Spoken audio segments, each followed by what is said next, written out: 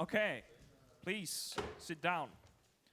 Take a good seat and have some peanuts or something. So, welcome to the Junction Hack Talks, everyone. This will be streamed for the whole event and also can be found at live.hackjunction.com. So, as stated yesterday in Friday's opening words, we really don't think that Junction is just a regular hackathon.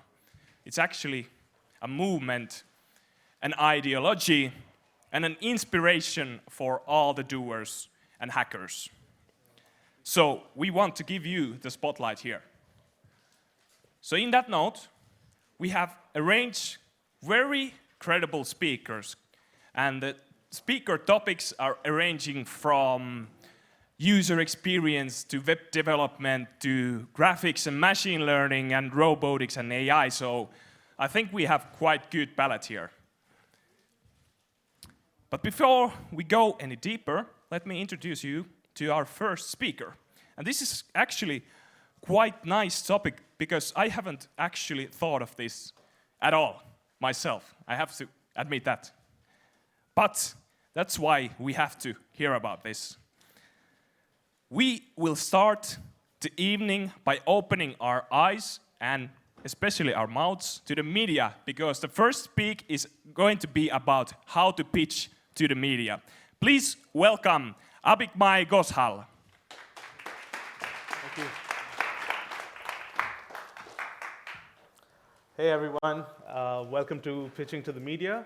It's a basic 101 guide to how you can approach the press to talk about your fantastic new product or service. So I'm Abhimanyu Ghoshal. I'm a reporter with the Next Web, where I've been covering digital culture as well as web and mobile business and innovations for the past few years. And we're based in beautiful Amsterdam, and I work out of Bangalore in India. So I'm just going to take you through the basics of how you should really approach the press. So when you talk about media coverage, what's going to happen is, of course, you're going to get feedback from reviewers and from journalists, but you're also going to have eyeballs from investors. You're also going to see users talk about it. You're going to see partners who you might want to collaborate with. You might even get potential employees looking at your product. And of course, you'll get testimonials that you can use in your marketing material, on your website, and so on. Right? So the question is, are you really ready for it? So there are three questions that you need to ask yourself. The first being, what is your product about? Now, of course, you're going to be busy building, whether it's a product or a service. You're going to be looking at what is the problem you're trying to solve, how are you approaching that problem, and how is your product different from whatever else is out there, right? So in addition to creating that solution, you also need to look at how do you articulate the approach that you've taken and why is it better. And the other thing you're going to look at is what is your brand about? So are you taking like a playful approach or a more whimsical approach to, say, collaboration and team communication, like, say, Slack, right? Or are you looking at really streamlining something as mundane as invoicing? So you need to have a focused brand that really makes sense, that speaks to the way you want people to conduct business, the way you want people to use your product, and the kind of culture that you come from. And of course, you also want to see about whether you have your press material ready. So I'm going to delve into that in a little bit. But essentially, that means that you need to be completely ready when you talk to the press and say, hey, here's my product. Would you like to check it out? There's a little bit of legwork that goes into that. So what's the story that you're actually going to pitch? So there are a few different points at which you can actually approach the press. And the first of that is, of course, when you have a product launch or you have a beta program for something that you've been working on for a little while. And of course, once it's ready and you want to show it off, you want to get some feedback, that's a good time to approach the press. It's best to avoid calling in people when you've got a lot of bugs to still fix and so on. And then if you've got an exciting new feature that changes up the way that people can use your product, or that really adds a new avenue to the whole thing, then that's useful as well. At the same time, I would advise against saying that, hey, we've just redesigned the UI. If that's not really changing things up and it's just something you've done internally, I would hold off on that when you're approaching the press. And if you've got something like new research findings or insights that you'd like to share, that's a very cool way to actually get people to look at your product. For example, if you guys do, say, a video analytics service, right, and you have something, some kind of insight like these are the kind of videos that people save on YouTube to watch later. That's an interesting segue into the product that you've actually built and what it can actually do for people, right? And if you've got major milestones like funding, or you've got, you've hit 1 million followers and 1 million users, that's worth talking about as well. And at that point, you want to supplement the story with, since we've got to this point, this was the journey, and this is what we're looking to do going forward. And of course, if you've got a human interest story where, you found that your product has been used in a certain way, say by a non-profit organization, and they found it useful to do something like reach out to many more communities than ever before. That's a great story to share as well. And here, this is what it's like for the media. So, on average, I get between 50 to 100 pitches a day, which means that there's a lot of clutter and a lot of noise in my inbox, right? And at that point, I'm really looking for pitches that are concise, pitches that are well written, and that actually make sense to try out. And it tends to be a bit quieter around November to January. So this is a good time if you're just starting out, if this is your first product, and if the schedule fits, it's a good idea to pitch during these 3 months. And the other point is, of course, you just need to keep in mind that journalists are covering not just pitches, but we're doing news, we're attending events like a beautiful Junction event. We're also, researching feature stories, doing long-form posts and stuff like that, and we cover news on the regular. So it's just a lot that goes on at the news desk at any one given point of time. So you need to just keep that in mind when approaching someone at the press. So what are the ways you can prepare for coverage? This ties back to our previous thing. So you definitely want to write about what the product you've created, because that helps you articulate what the product is about, what the brand stands for, and you can really talk about, like I said, your approach, how you're trying to solve a problem, and how that problem really affects people, right? And then you can also definitely ready your product and your app. So if you're going to send it out to the press, what's going to happen immediately after is that that article is going to be read. People are going to start signing up or downloading the product and trying it out. So you want to be absolutely ready. And if you've got things like analytics to set up, get all that sorted out beforehand, right? And if you've got, you'll want to set up some sort of a press kit. So that definitely involves your announcement note and images and GIFs, and screenshots, just so people can see what it looks like. Because a lot of times we do try and review every product that we hear about, but sometimes it's just an announcement that so-and-so product has launched. At that point, some graphics to illustrate what it looks like really helps. And pictures of your team, depending. So that, of course, depends on the publication you're going to talk to. I'll get into that in a little bit. And be sure to make yourself available, whether you're the CEO or whether you've got a team of developers who've worked on a specific technology. Make them available for interviews and schedule that time accordingly. So if you've got a product that's launching next week, make sure that you guys are available the week before that to actually talk about it. And of course, if you're going to do a beta program, this is very helpful when you're approaching the press. It's quite cool to actually be able to say that, hey, we're launching something new, and we'd like to offer your readers, insider access, so we can give you 500 beta keys and so on. So that's definitely an option to keep in mind. It takes no effort, but it's nice to see when developers think of that and when they approach us. Right? So making the pitch. Here are 3 points that you really need to keep in mind. You have to find relevant media outlets and to start with. So when I say relevant media outlets, I mean that, of course, you're going to talk to folks like, say, TechCrunch and The Verge, and hopefully the Next Web as well. But you have to read those blogs as well to know exactly what they're into. For example, at the Next Web, we don't cover funding news, because we are more about opinions and that sort of thing.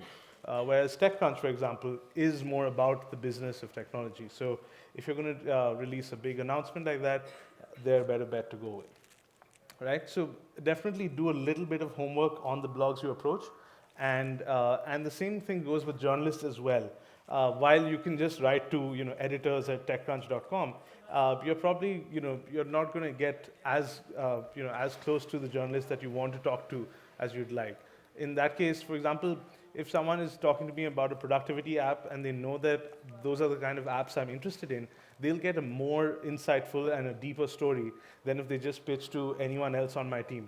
If we've got someone who's interested in hardware, if they cover it, it'll just be like a basic announcement that so-and-so product is launched, right? And of course, connect and pitch. Now, the thing is that you guys already have so much on your plates already with, when you're developing a product. So I'm not going to say that connecting and pitching to journalists is easy, but I will say that it's simple. So don't pitch like this.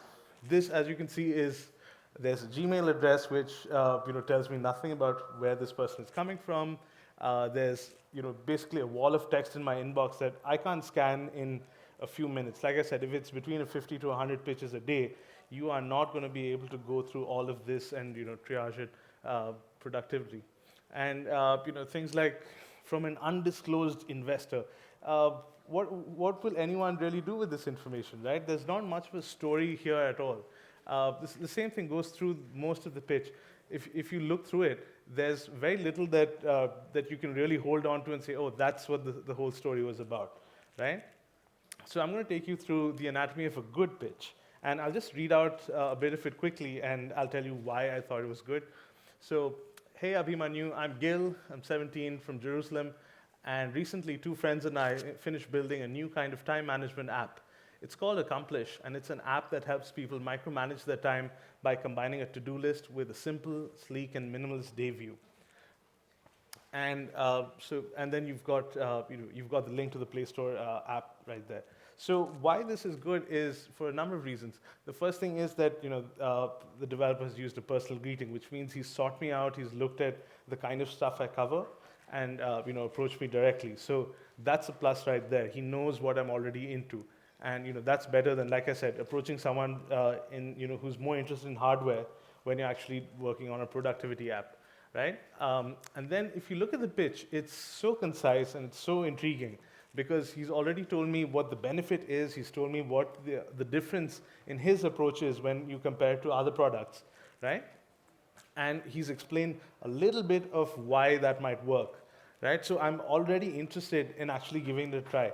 And the thing you want to remember is that I have to pitch this story to my editor before I can actually write it. So if I have a concise way of actually putting across what I'm going to be looking at, then there's a much higher chance of it getting written about than if it's a wall of text with nothing really clear about what the product is. If someone says, we're out to kill Slack and we're going to take on Facebook at work and so on, I'm not sold yet. I really need to know what the approach is, all right? And if you notice, he has pointed out that there is some context to why he's gotten in touch with me. He knows that those are the kind of apps I work on. So, more points to him.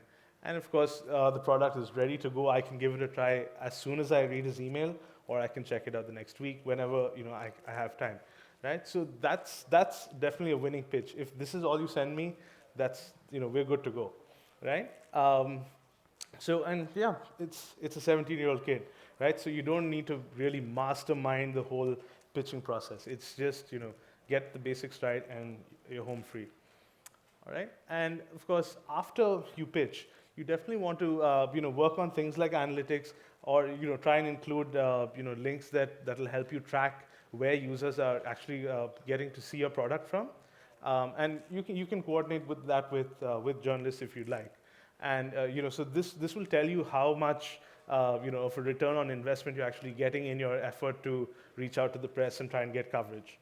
And keep in touch with journalists just so you can share future updates. You can, if you're working on other projects, you can share those easily as well.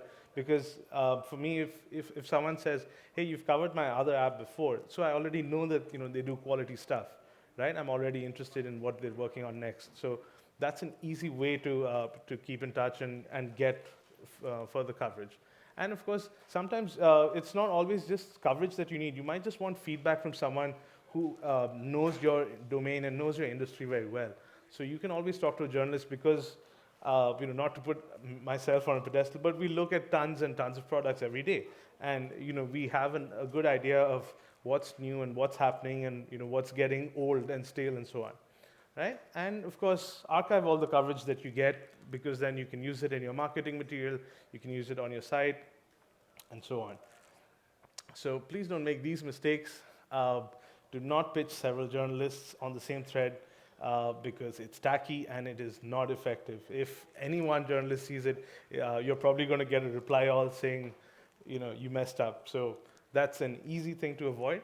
And of course, like I said, you're going to want to approach people individually just so that you get better bang for your buck when you're actually emailing people. Don't pitch multiple journalists at the same website or same publication. It can lead to duplicated effort, and then it can lead to the whole story being junked. Sometimes we're not good at our job, so making it less difficult is a good thing. And a lot of times I'll receive an email before I've even had time to click on it. I'll get a call or a tweet saying, hey, I've sent you an email, can you check it out? Right? That doesn't help because there's just no point. We set specific times of day when we want to go through our email and so on.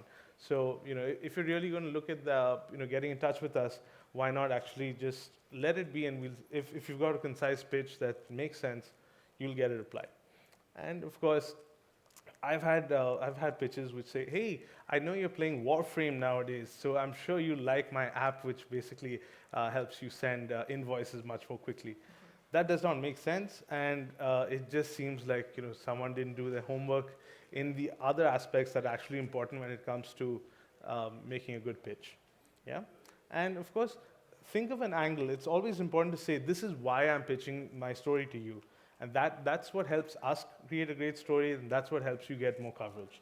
And basically, that's the whole bit. It's pretty easy, and all you need to do is just keep it simple. Right? So if you've got questions, you can find me after the event, or you can tweet to me, and you can find me at abhimanyu@thenextweb.com. Thanks so much. Thank you. Hey, I see a lot of space there, and some people can't fit in. Please just make a room. Just go, everybody from there to the left side. Everybody wants to get in, so yeah, please make sure that everybody gets in. Okay, so now go and pitch to Abhi every idea that you have. Maybe he will write about it. Yeah. So next up, we will start to go more on the web development side and maybe more on the user experience. So the rapidly changing and evolving technologies such as virtual reality, augmented reality, IoT, buzzwords, big data, are providing us countless opportunities of service design. But we want to have lovable, meaningful, and inspirational services and user experiences. And next up, we have Liisa-Maija Keinänen from Adage to tell all about it. Please welcome Liisa.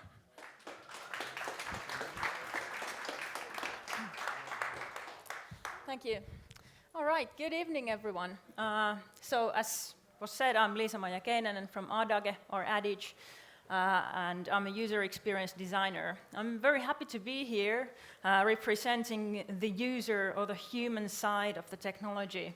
I actually have to admit that I've never been to a hackathon before, so this is a very unusual environment for me, although I do work with digital products.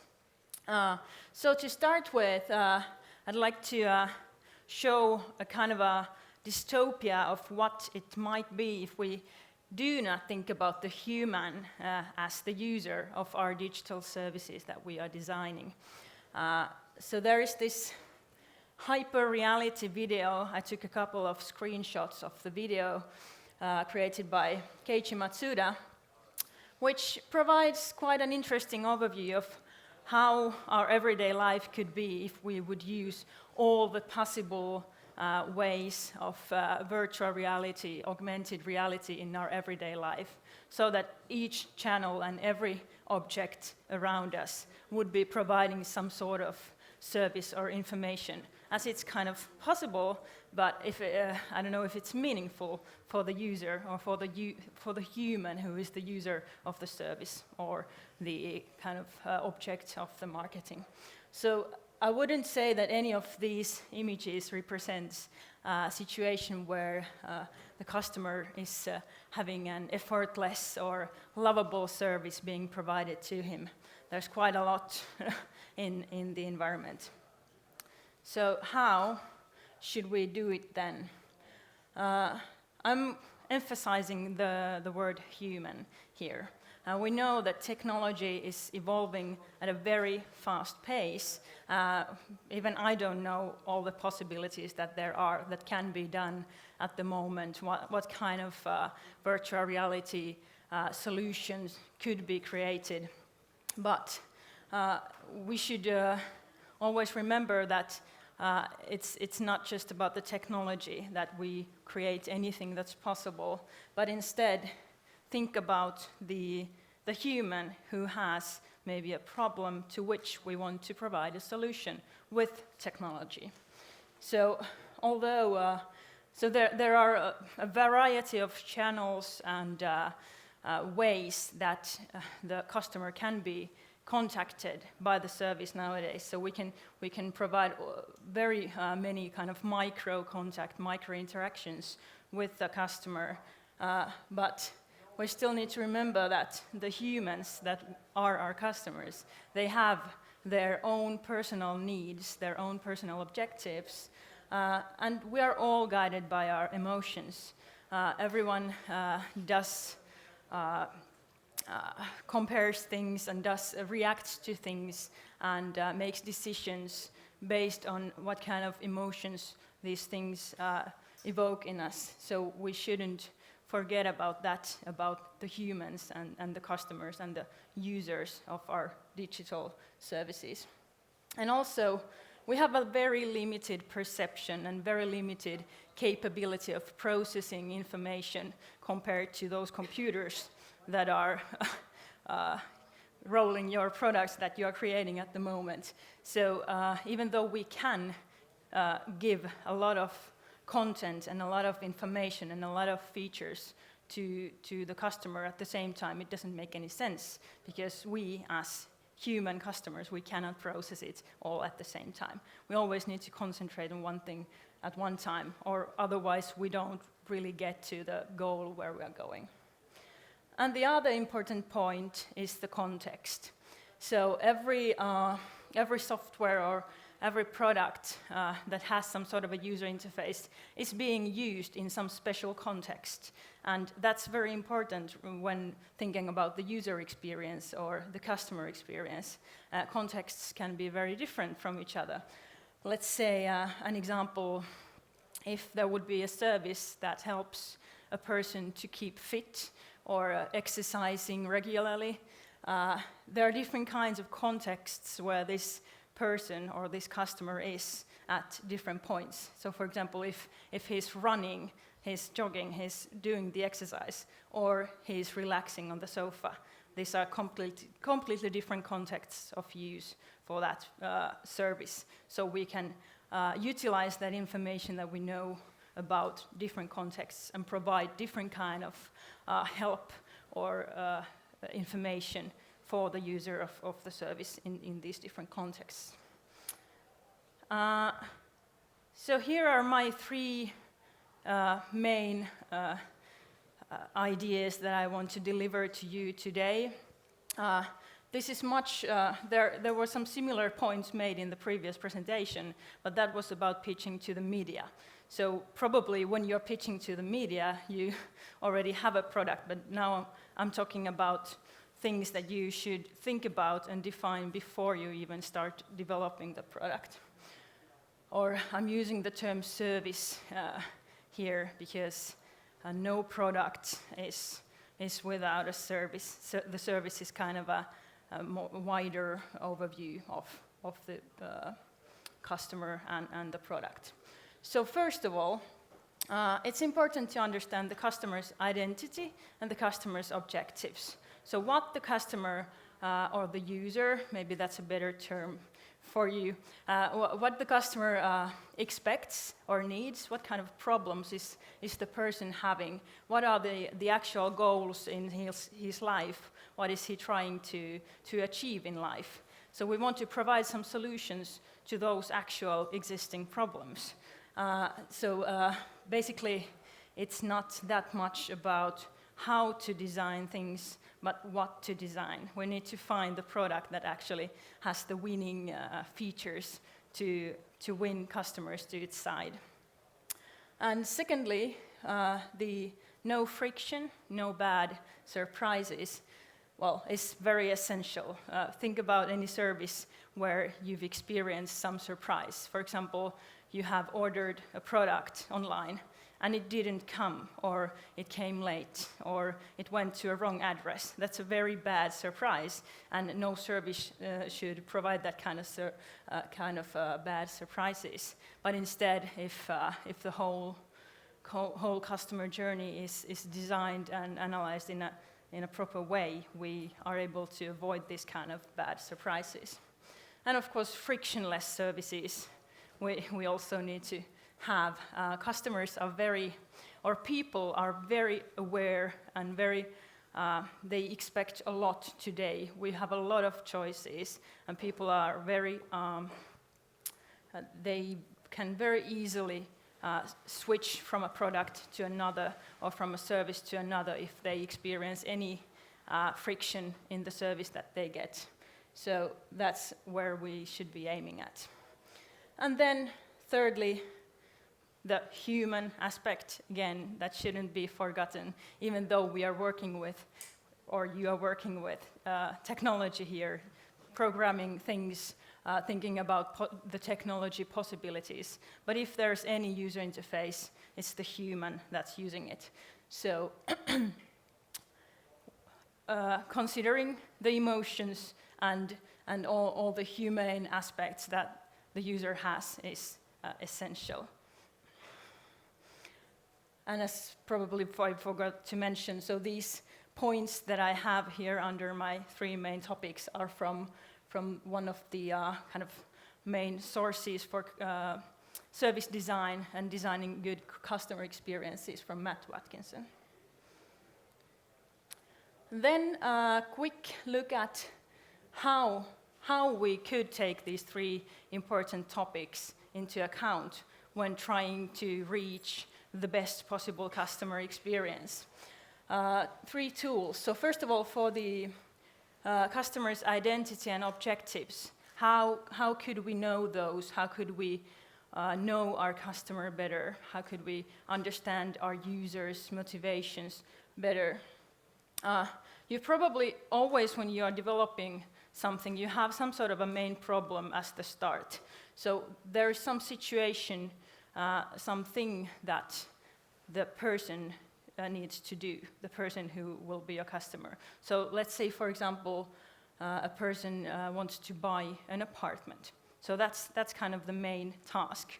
So the method of jobs to be done is one way to understand what kind of smaller jobs there are within this big job. So if you're trying to buy an apartment, there are different stages in the process. You need to compare possibilities for the house and possibilities for financing. You need to make decisions, you need to choose, and you need to make the the buying itself, and then maybe some aftermath. So there are different stages in the process. And if we try to understand what is the kind of micro job in each stage, we can also think about how could we help the customer in this stage. So what does the customer what is the customer trying to get done in that, and help the customer succeed in it. And then a customer journey is a very, whenever designing services, it's important to understand the full customer journey of the service. So how is is the service found, how is it actually used and experienced, and how can we maintain and keep our customers to ourselves and not lose them to our competitor, for example. So in customer journeys, we analyze the different kinds of, points of interaction with the customer, so different kinds of interfaces. So probably if you have, for example, a mobile app, the app itself is of course one interface, but then there might be also some other interfaces. For example, if you have some sort of a feedback number where the customers can call, that's one contact point. So understanding how the customer behaves in these different contact points and in these different sessions, contact sessions, can help to prevent the customer getting any negative experiences during the whole flow of events. And then to the third topic, thinking about the emotional, sentient and emotional human. One way to kind of be certain of providing the customer the kind of service that he's expecting as a human is to actually analyze and be certain to provide the real human contact at some point of the service. Every customer who is being served is expecting a human being somewhere there behind the service, even though it would be a digital service, but it's still developed by someone, it's maintained by someone, and it's important that the customer feels that there is some way to be in contact with that real person or those real persons to give feedback, for example.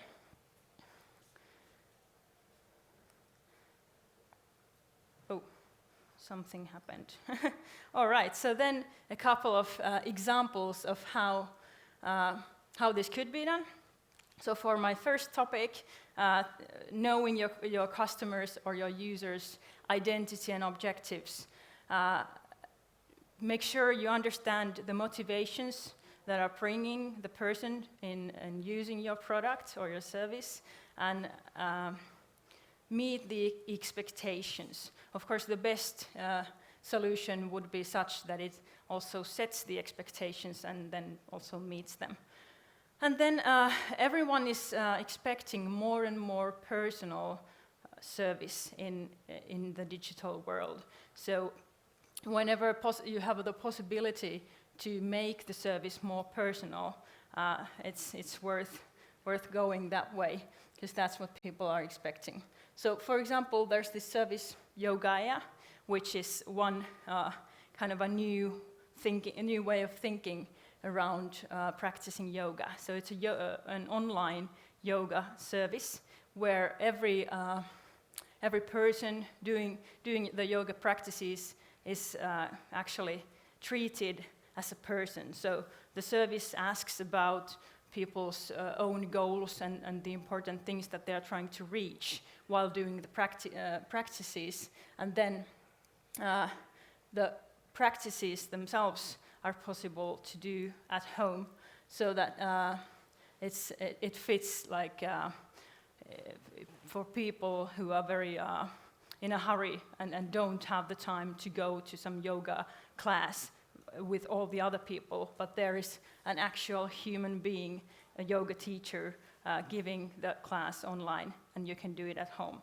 And the experience is actually very authentic. It feels like you are on the class because you get feedback through the webcam solution from the teacher. And then how to avoid friction in the service, and how to not provide any bad surprises. One example here that represents this well is that we have many objectives where we need to get something done very quickly. For example, if I want to go from one place to another and I'm in a hurry, it's very important to me that I can do that path as quickly as possible. And if there's someone providing me service to help that, to make it quick, then I'm very happy, and I'm a happy customer. So here are two examples of these kind of services where the customer is provided something very quickly and very effortlessly. Customer doesn't need to do much, just give the couple of clicks and everything is done. So for example, Taxi Helsinki, which is not that innovative of a service. It's kind of very copied from the Uber idea, but then again, the taxi service itself is more lean. It provides the traditional, the high-quality taxi service, but then all the other actions that are required from the customer who orders the taxi are removed. So you only need to click once or twice and you get your car, and you don't need to do anything else, and you're happy. And the other example, well, Wolt, probably much talked about in all this digitalization discussion. That also represents the other aspect very well, so keeping customer on track. So when you do an order on the Wolt, it's easy to get the order done, but then it's also very informative of the process when you are getting your meal, and it's not obtrusive in any way. So it doesn't give you any alerts or anything that you would need to react to, but it provides you the possibility to know how long it will take to get your order. And also one thing related to Wolt, as well, at least I've experienced as a user, they have also covered the human aspect very well in the customer feedback part. So they probably have very good understanding of their customer journey. So whenever anyone gives bad feedback to their experience, it's being responded in a very humane way and quickly, and the customer gets a feeling that he is listened to and his problem is actually being solved. And then my third topic, so remember you're sentient and emotional human. So knowing the right place for the human contact, well, that's my example that I just presented was one. Probably in Wolt business, there's a lot happening automatically, and there are no actual humans doing things, but how the customer perceives the service is very humane. All the contacts where they have the possibility to be in interaction with a real human, they boost the good customer experience, and people are willing to promote the service to their friends, for example. And then, of course, we have more and more possibilities to have this human-like interactions. So all kinds of being able to automatically understand natural language and have chatbots in the services is also one way which can be used to give, for example, additional help to the customer. But whenever the customer needs help in making decisions or choosing between options, it's quite good to give the real human in the contact. So during my last 15 seconds, KLM has one quite innovative service. They have taken Facebook Messenger into use as one contact point. So they send messages to the customer just before the flight is about to start, so that the customer doesn't need to think about where's my boarding pass, etc. So, and it feels very personal. So that was that. I hope that you got something new to think about related to designing to humans. Thank you. Thank you, Liisa-Maija. So humans, emotions, all that good stuff first. So when you're thinking about designing a service, hey, how many guys are from Helsinki JS? Please raise your hands. 2 or only 2? Oh no. Well, maybe you are late. But the next speaker is coming from the Helsinki JS meetups community, which is a community where JavaScript nerds meet and discuss all kinds of nerdy things with JavaScript. So, another nerdy thing coming up. Boris Nadjev will have a talk about forget the servers and focus on the code. Focus on the code, yes. That's Yes. right. Thank you. So, Thank Boris, you. welcome. Hi. My name is Boris, and there is Vlad. He will be helping me a little bit because we will have a short live demo during the presentation. So I'd like to start with a question. How many of you guys have ever purchased a physical server? And I don't mean like a virtual machine with a couple of clicks, but like real metal that you had to bring somewhere and plug in and make sure it works. How many of you guys have ever done that? 1, 2, 3, 4. So kudos of 5. Yeah, kudos to you guys. You are awesome. And you guys, the rest of you are super lucky that you never had to do this because these things are pretty heavy. So first we will start with a brief history. This is, for those guys who have bought a physical server, this is how it looked like.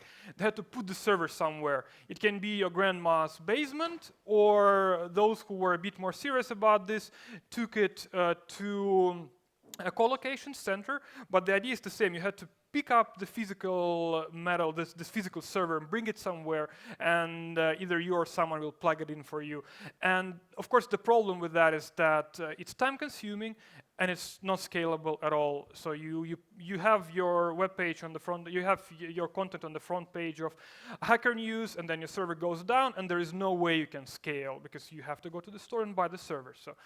So that's why people stopped doing that. And the next step was data centers, where you can rent a server. So for example, so there are a lot of data centers these days, but for example, what we used to use is Hetzner. And again, the problem is that even though you don't have to carry the server as much as server developers like exercise, you didn't have to do that anymore. But the problem was that it's still not very scalable since, for example, Hetzner provides the server only in 24 hours after you purchase it. So again, you need to scale fast. You cannot really do that. You have to plan ahead, and that's not always possible. So the next step was the cloud. So the cloud is a big buzzword, but essentially what it means is that from servers we got to virtual machines. So there are those pieces of code, virtual machines that run on those physical servers somewhere. You don't care where. It can be US East, it can be Germany, it can be wherever. And you can just go and buy this virtual machine with a couple clicks. And this is already much more scalable because you get your virtual machine within minutes as opposed to hours that you used to have with the servers. But the problem again with this stage was that you still have to manage your server. So it's a virtual machine, but it still looks like a server in a sense that you have to connect to it. Usually you SSH into it and you start configuring. You have to keep your operating system up to date so that, or you install all the security updates so you wouldn't get owned by script kiddies at some point. Very annoying. So you have to configure scheduling, you have to configure dependencies. There's a lot of work to do in configuring the server. So people started thinking like, hey, how do we make it even easier? And the current state of the art is that there's this another buzzword. Yeah, for some reason there are a lot of buzzwords in this area. It's serverless, and the idea is that you don't even need a server. People thought, hey, what if you just write code and then put it somewhere and it magically runs there? So you don't have to buy a server or a virtual machine. You don't have to connect to it. You don't have to manage it. You just write code, and then someone takes care of running the code for you. And this is all great. But we started thinking, what would be the next step? Like, so and this is the current state, by the way. So this is the bleeding edge. This is what people are doing right now, and the opportunities of serverless is not yet fully explored. But we started thinking, what next? So what will come after serverless? And the reason we started thinking is because we had our own pain. And the pain was that we had multiple small scripts that we had to run. For example, it might be a script that just sends you an alert when your traffic in Google Analytics drops by a certain percentage, right? So there might be something wrong, so there's an alert to your email. Or it might be a script that integrates with Twitter and sends you a message when someone mentions you on Twitter, or the other way around, it posts something to Twitter. For example, you automatically post, so you have a blogging platform, right? You write a blog post, and there is an RSS feed, so your script would listen to that RSS feed and post to your Twitter account automatically, so you wouldn't have to do all that. So we had bunch of those scripts, and it was a pain to maintain them because those scripts were very small, so they wouldn't justify having like servers dedicated to them. So we thought it would be like super nice if you could just write those scripts, and then again someone would take care of running them for us. And serverless can do that, but the problem with serverless is that it's not so easy to use still. So you still have to use some command line interface to deploy your code, or you have to install something on your machine, or you have to package your code with all the dependencies and upload it somewhere where it will be hosted. And you have to configure, sometimes there is boilerplate configurations and code and all that.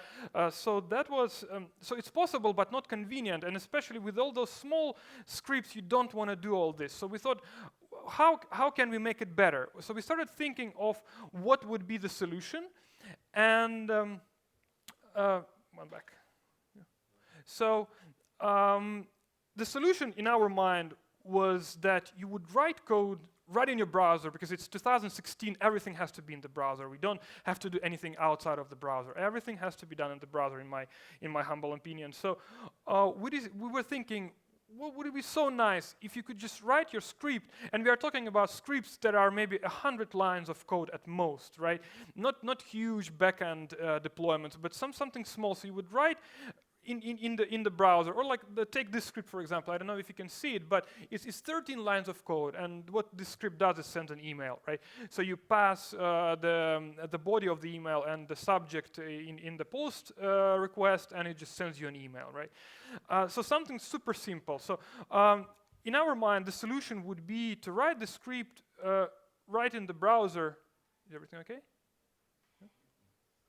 Everything okay? Yeah. Oh, okay. Well, that happens, right? Yeah. So you would write the code right in your browser, and then you click Run button in the same place where you wrote your code. And that's it. It just works.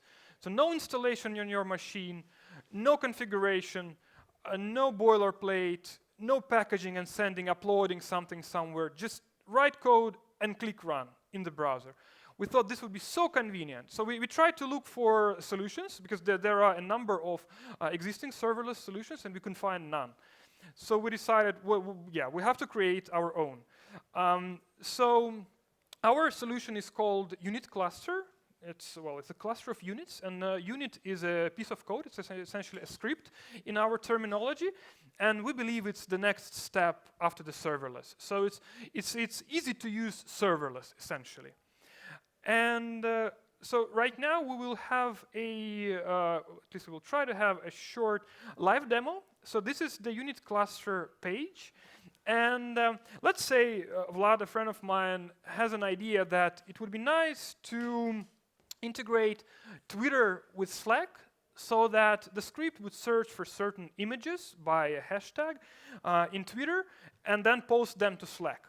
So the first thing Vlad does is he comes to unit cluster, and he hopes that maybe something like that already exists in unit cluster.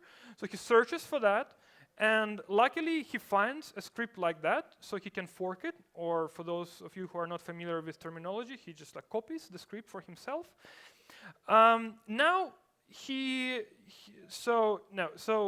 First of all, so what this script does briefly, as I said, it integrates with Twitter, searches something by the hashtag, and in this case, the hashtag is funny dogs.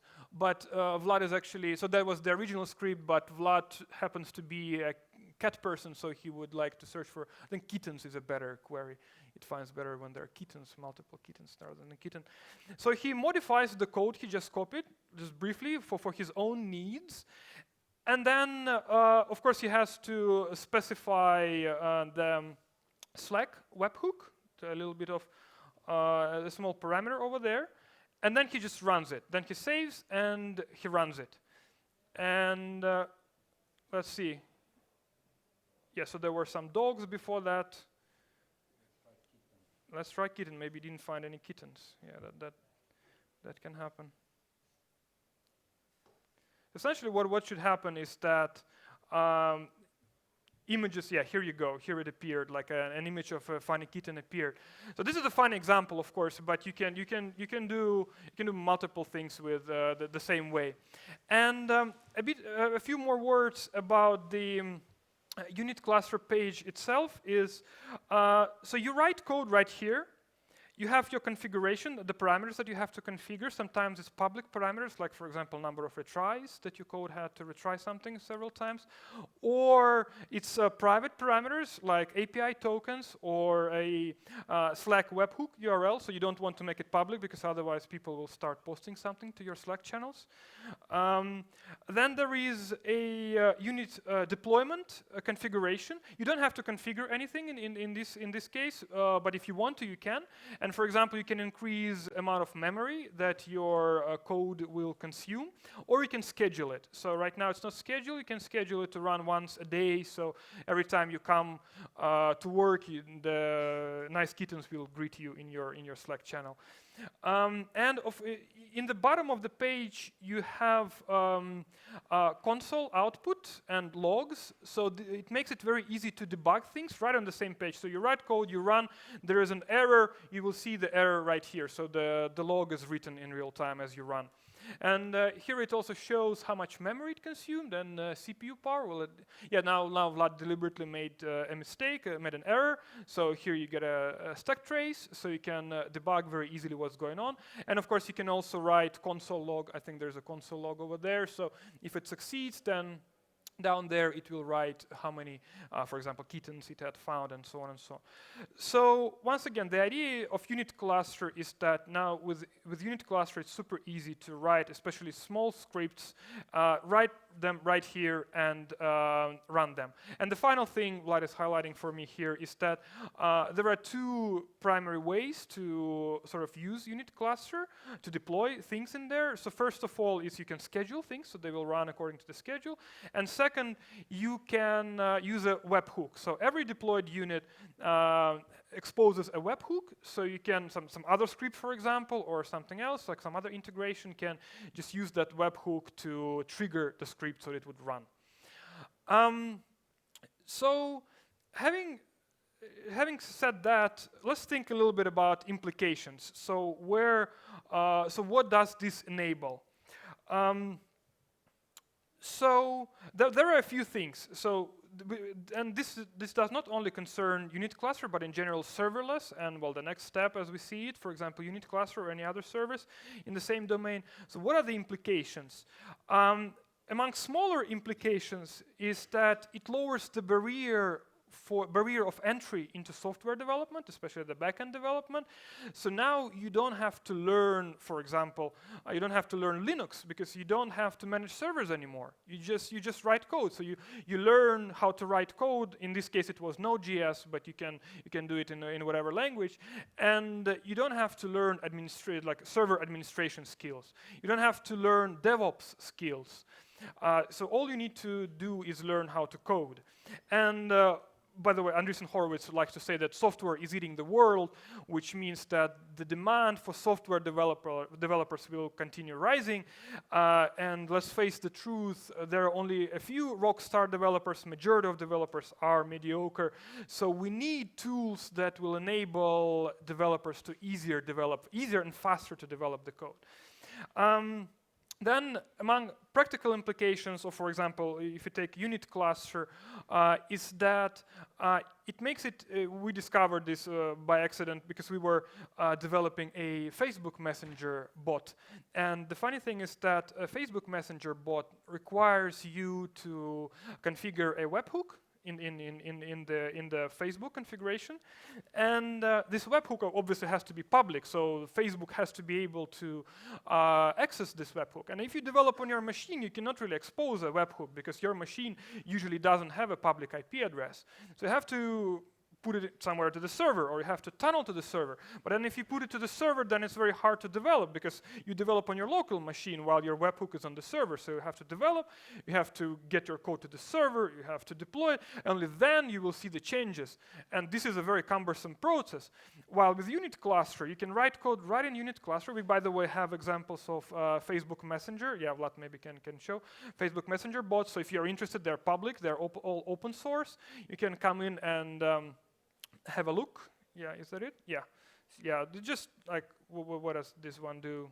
Just yeah, this is just a demo Facebook Messenger, but you can fork it and try to do your own. So the great thing is that you write code right here, and you specify the webhook that unit cluster exposes, and Facebook uses that webhook, so you can do real-time development of a Facebook Messenger bot. So you change something here, and immediately on your mobile device where you're checking how your messenger works, you can see the results. So this is really awesome. We really like this side effect.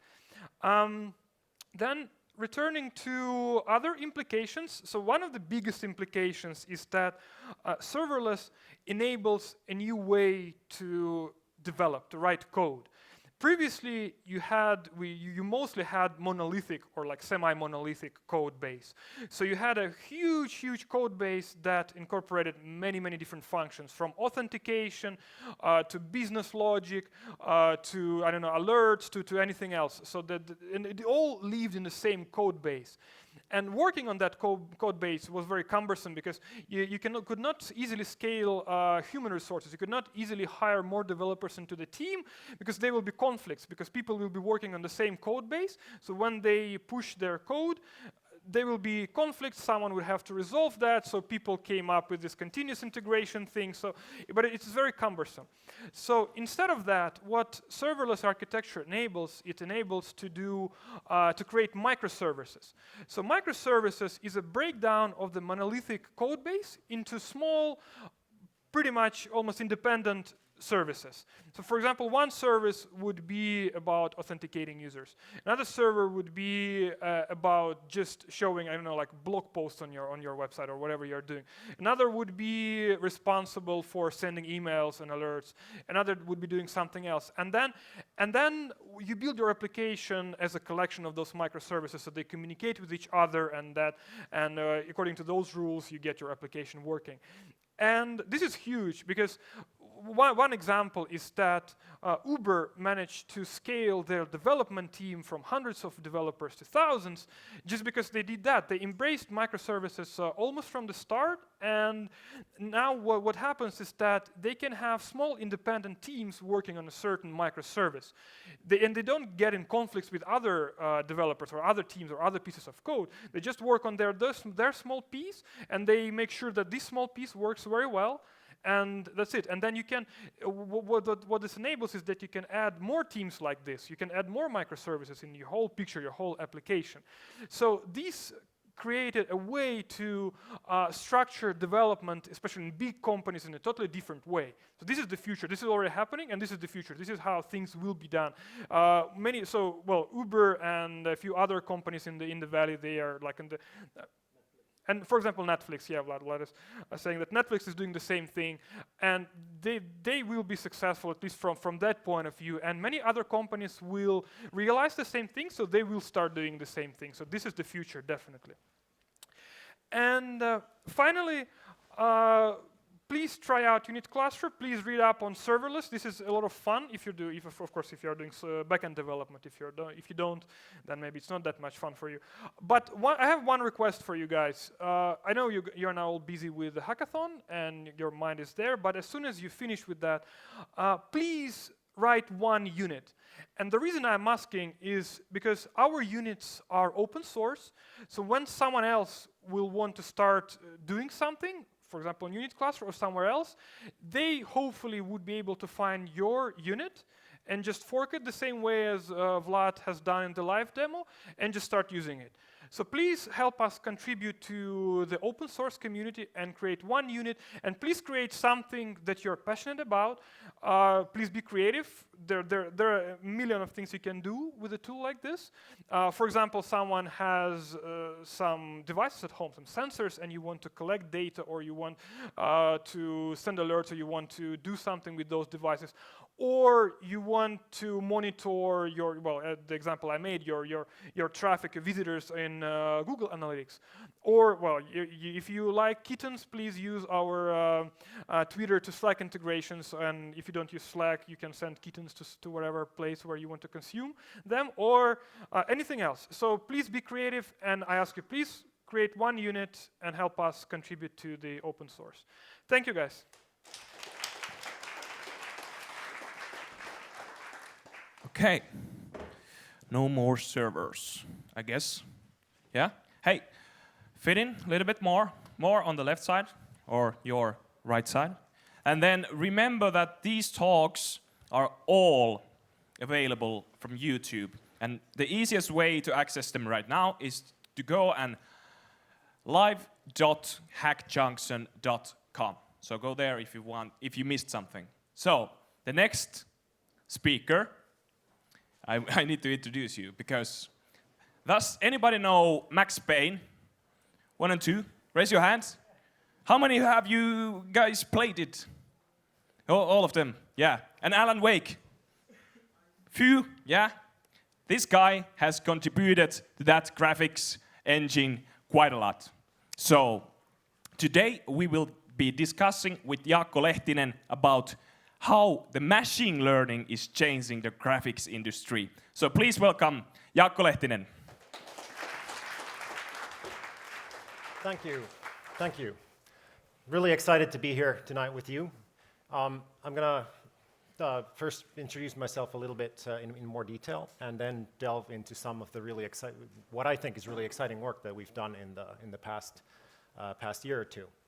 So my background is really in games. I had a big hand in the tools and technology and rendering stuff that we did at Remedy Entertainment for Max Payne and Alan Wake. I got so excited about rendering that I went on and did a PhD in graphics, and then went on to MIT in Boston for a couple of years to do further research on it. And I've been back to Finland since 2010. I work both as a principal research scientist with NVIDIA Research, and I'm a professor at Aalto University, now the first ever Finnish professor to concentrate really on the technical aspects of computer graphics. So I'll skip that. What is 3D graphics? Well, when you want to create games or virtual worlds or VR, you need to model your world. You need to put in some geometry. And because image is really formed by the interaction of light and matter, you need to put in some lights. And because clay is not super interesting as a material, we need to put in some material properties to our objects as well. And then once maybe I'll move to this side so you'll see a little better. Once we're done with all of this content, then we press a button, and then a piece of software that's called a renderer takes over and produces a picture that's hopefully very compelling. What's going on when we actually do this rendering thing, we're solving highly complicated equations, integral differential equations, using fancy kinds of numerical methods, but I'm not going to talk about those today.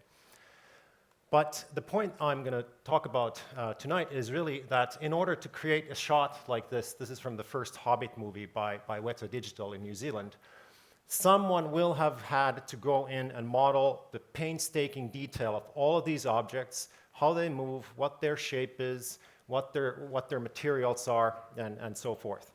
And producing this 3D content is the #1 cost in producing a modern game. And similar, it's really a high cost also in when you create VFX for films. So today I'm going to talk about 2 research projects that we've done lately in collaboration with the industry and the academia.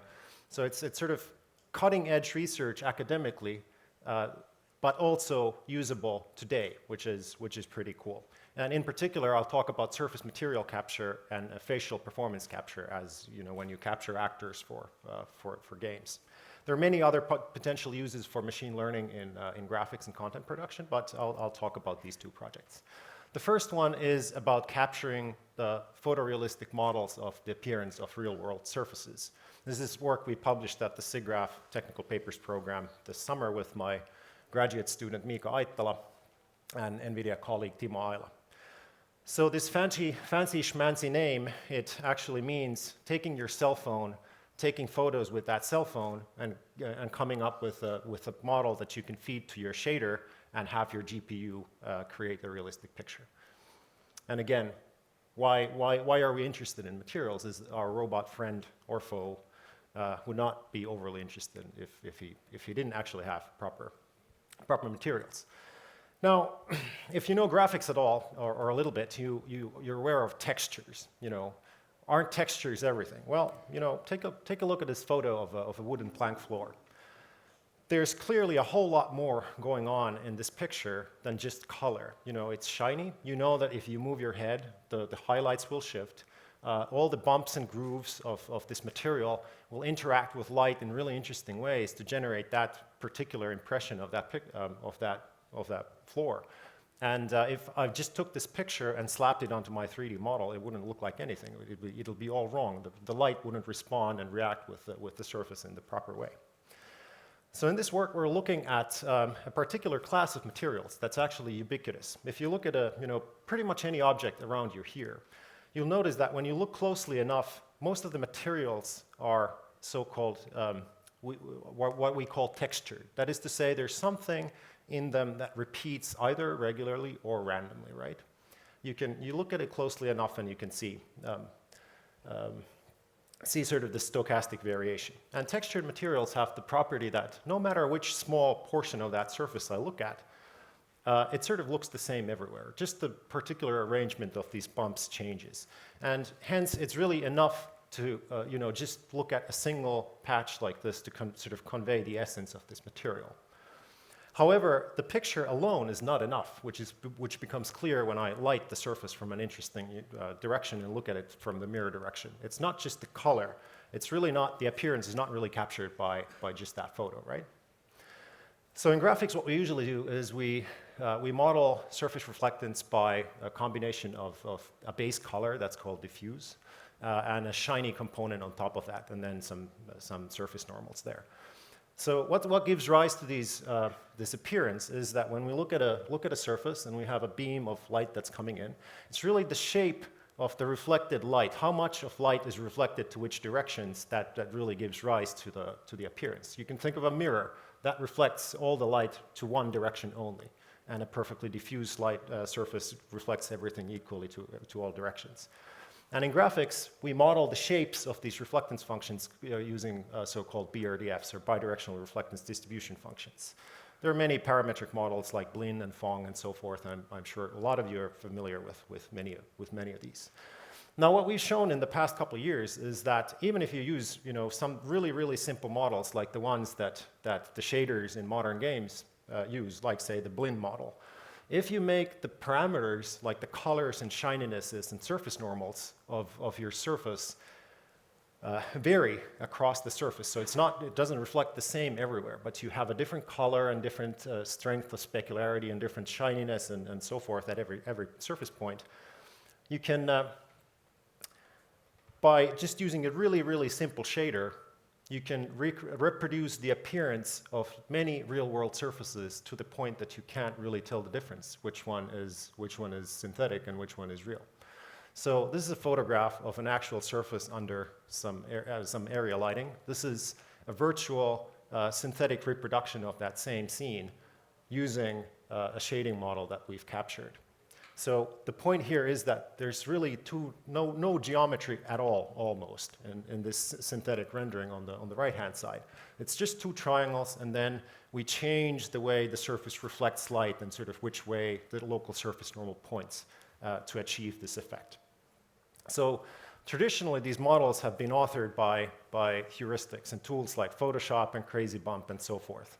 So you put in a lot of effort. You don't really get faithful reproductions of the real world. It's not very general. It's limited to certain kinds of materials. So we'd like to do something else. That's why capture is capture by looking at real surfaces and then trying to computationally figure out what's going on is more desirable.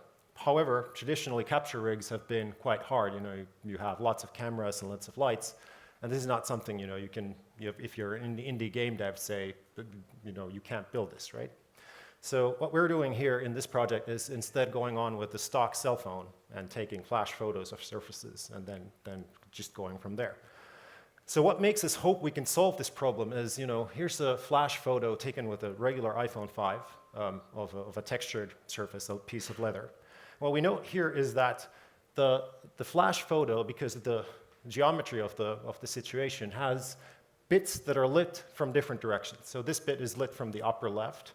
This bit is lit from the center, and various parts of the image are lit from different directions. And so this image actually contains information we can use for inferring this reflectance. And so here what we're trying to do is we're trying to take that picture and sort of distill it down into a set of parameters that reproduce the surface appearance. And so again, here's a different picture of a different material. If we've done our job right, our unknown set of reflectance parameters has the property that when we move it, and place it anywhere on top of our image and then render it from that particular lighting direction, we should get back an image, a synthetic rendered image. We feed these things to our shader and look what comes out. If we've set the parameters correctly, we should get a matching result. We should get a result that looks like whatever we saw in the input photograph under it. And so here we have a set of parameters that have been set correctly, and we can note that, if we didn't have the frame around the tile, it looks pretty much the same as the underneath. How are we doing this? The general approach is mathematical optimization, meaning that we ask, so what do these parameters have to be such that when we render it, we get a matching result at all points in the input photo. And the number of unknowns is the number of numbers we're looking for here is in the order of 400,000. So we have a tile of 256 by 256 pixels, and at every point we have 6 numbers that specify the local surface shape and color and so forth. And so mathematical optimization, 39,000 foot view to mathematical optimization means we take our current guess for what the reflectance is, we render a bunch of images out of that, we compare those images to the corresponding tiles we pick from the input photo, and then we update our current guess such that the match between the renderings and what we see in the input photo becomes better, and then we iterate. And so visually, that means taking the unknown, looking at, say this position, rendering it, rendering the guess from that direction, and then asking that the results should match the tile that we lift from the picture. And so we have roughly 15 constraints like this in total. We pick random locations in the tile. And so here's a small caveat that I'll talk about later. Now the optimizer, when it's actually solving this problem, here you can see the progress. It starts from an initial guess that's quite far off from the actual answer, but then it sort of homes in and finds what are the colors and shininesses and the surface bumps have to be such that the rendering will match the input photo, and you see that they sort of blend in pretty well. And then once we're done with this, we can take our model and feed it to our shader and actually relight the surface in any lighting condition, look at it from any direction. Whereas we just had a single static picture before, we now have a way of reproducing the appearance any way we want. This is, here's just another example of the same thing. This is an unprecedented result. No one has ever been able to do this with such little data before. Now, why is this machine learning? Well, there's a problem. If I look at my rendered results on the top row and the tiles I've lifted from the input photo on the bottom row, they look kind of the same. However, so what that means our solution is sort of correct. How do we compare the two, though? If I overlay the input photo tile and the rendering and switch back and forth, we see that the pixels have wildly different values. That's because the surface bumps and other features are not lined up with our solution and the input tile. the input photo. And this, all the input photo tiles have different structures. So we can't just go on and say, move the parameters to such a direction that you will get a better pixel by pixel match. That doesn't make any sense in this case. So we actually want a distance function that says, whenever I feed you 2 images of texture that look the same, you should return a small value. And if they don't look the same, you should return a large value. And you should do that despite the fact that the pixels are wildly different. And this is where neural networks come in. We're going to show these textures to a convolutional neural network that was trained to classify images. And we're going to sort of extract the statistical fingerprint of whatever the network saw. And I won't go into more detail on that. And use those, sort of a compressed version of what the network saw as a way of comparing these images. And so we don't compare pixels directly, we compare sort of descriptions of the neural network activations. So convolutional neural networks work by feeding in an image into a set of layers that do convolutional processing and nonlinearities and so forth. I won't go into details there. And but it gets to more and more abstract representations of what it saw in the end. And you can use this for classifying texture or representing texture by feeding in an example texture, computing all the activations, and then sort of squeezing every level inside the network down into a much smaller set of numbers. And these sort of this fingerprint is enough to characterize a texture. So for one thing, what you can do is that once you've computed these activations, you can turn stuff around and say, give me a new texture that looks like the original, but is not the same. So you can start from a random initial guess and massage the pixels there in such a way that it starts to resemble the original, even though the potatoes are not actually in the same position and so forth. And here's just a couple more examples of texture synthesis. And if you saw, it was all the rage on the internet last summer, or summer last year. This is also the basis of the style transfer stuff. That's, you see applications of that as well.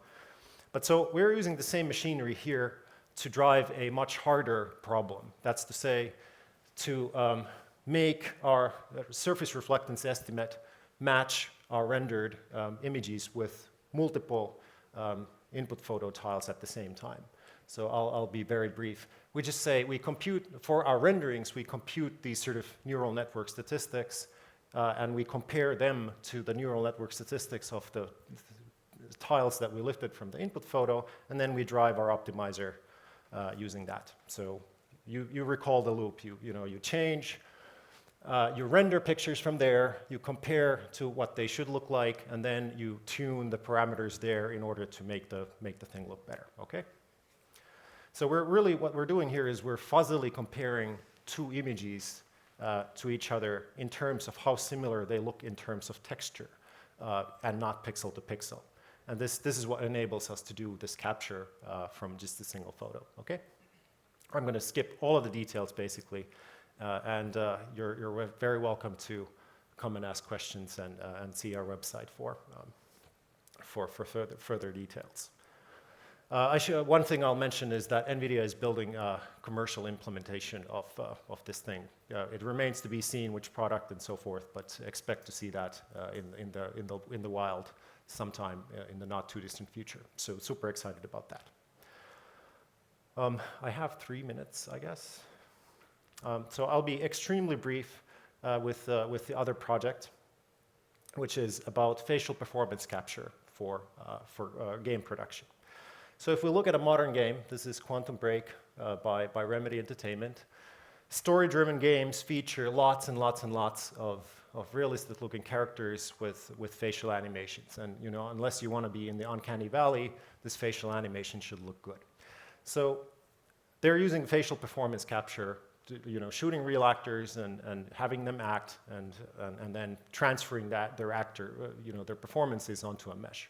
So that goes, you basically shoot the actor, you get a mesh out, and then you render that using your fancy skin shaders and so forth. And the pipeline they used for Quantum Break consisted of having the actor stand in front of this 9 video camera setup, Then from these nice video streams, you have a pipeline that involves classical computer vision, multi-view stereo, optical flow, et cetera, and then you get the result. There's lots and lots of manual fixing involved in this process, and it's super slow and very expensive. So we wondered, can we just, bypass all of this and instead teach a neural network to do this? So our main idea is to take a small bit of the material produced by the classical heavy method, learn from that. Like whenever you see this picture, you should output that mesh. And teach, let's say, using 5 minutes of material produced like that, and then use the network that learned how to perform that mapping to generating all the hours and hours of the rest of the content. That's, if we can do a good quality capture from a small set of data that generalizes well, then this is going to be a win in terms of production, okay? And so, long story short, it works. So this is a video of, we're just showing the network one single frontal view of the actor. So this is you see the input video at the top left. This is a shot that the network has not, or the machine learning neural network has not seen during its training, so it's a generalization. So this is the result obtained by the classical heavy vision-based technique.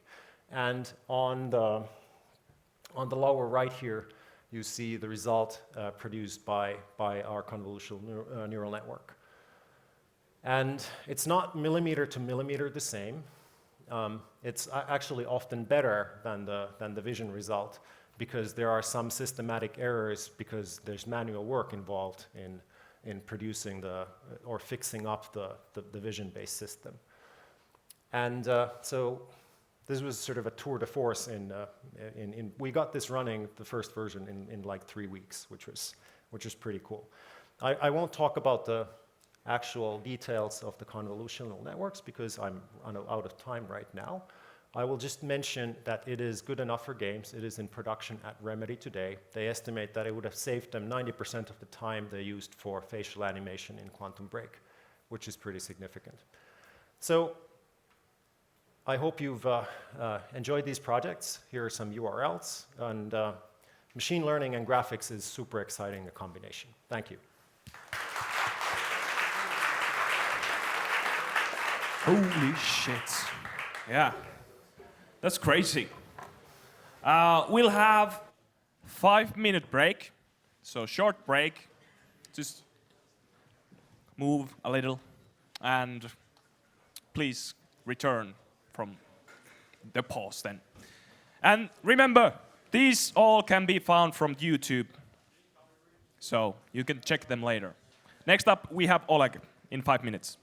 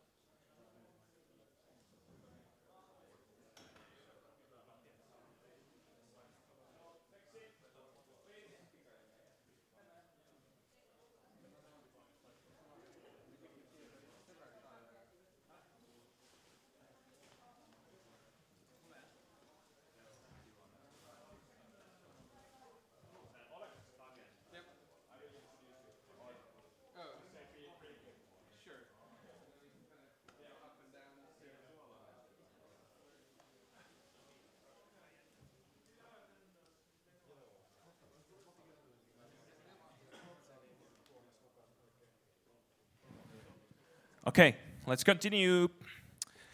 And from the deep learning of machine learning and graphics, we go a little bit lighter, I think. We have some special guests from Helsinki ES meetups, and we have had already one speaker from Helsinki ES, but the next speaker is also from Helsinki ES, and he's the last one from there. And also, remember, this is found in YouTube. And please welcome from Helsinki ES, Oleg Podcheski. All right. Is the microphone working? Yeah? All right, awesome. Cool. All right, hey everyone. So now for something completely different. There's not going to be a single line of code in my talk. But let's first introduce ourselves. So my name's Oleg. I run a company called ToughBite. We build software that people like. And actually, my colleague Vlad here has been helping some teams with UX, so say hi to Vlad. But in addition to that, we also organize a lot of events in the form of meetups. Who here knows what a meetup is? All right. Who here has attended a meetup? Are there any meetup organizers? No? No one's actually organized a meetup. Great. Because last time I gave this talk, it was all meetup organizers, and I was kind of preaching to the choir. So hopefully I'll be able to convert some of you to being meetup organizers. Anyhow, oh, actually, one more question. How many of you are actually from Helsinki? Could you raise your hand? Okay, so quite a few. Nice. And how many of you have been to Helsinki JS?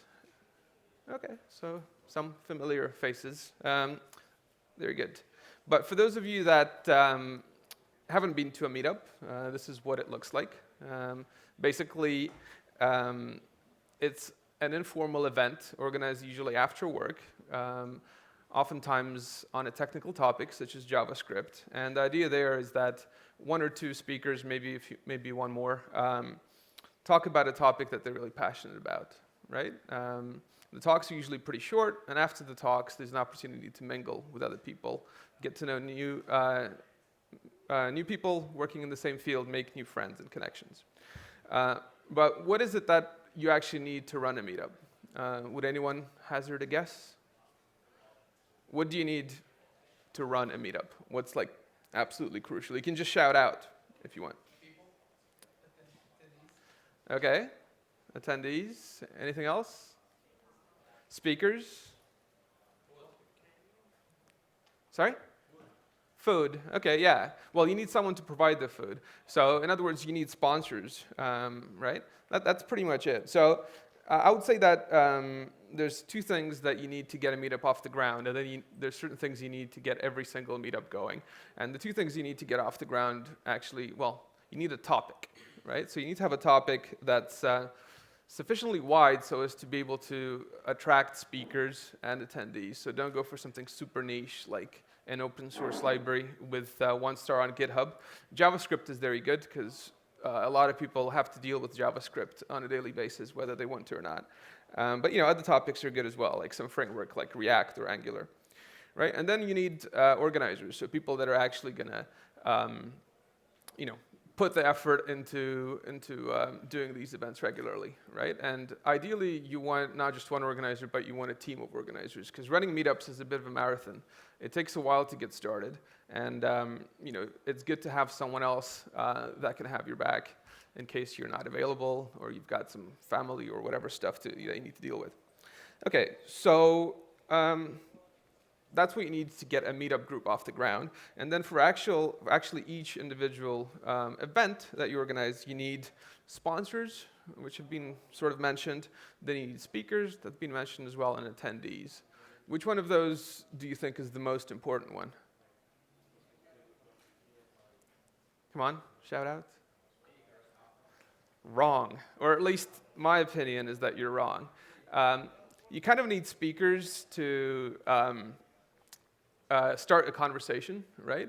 But I think the longer, and I've been running meetups for over 5 years now, the longer I do it for, I think the most important thing is actually the attendees, right? I don't come back and organize these events because I want to learn about something new. I can usually find good videos from conferences online, but it's the other people attending these events and the community that kind of forms around a meetup that's the really valuable thing.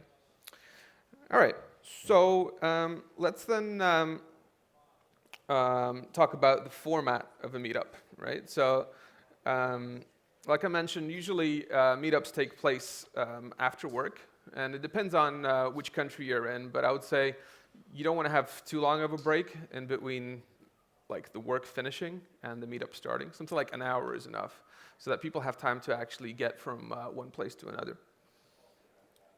So in Finland, most meetups tend to be organized at around 6 p.m.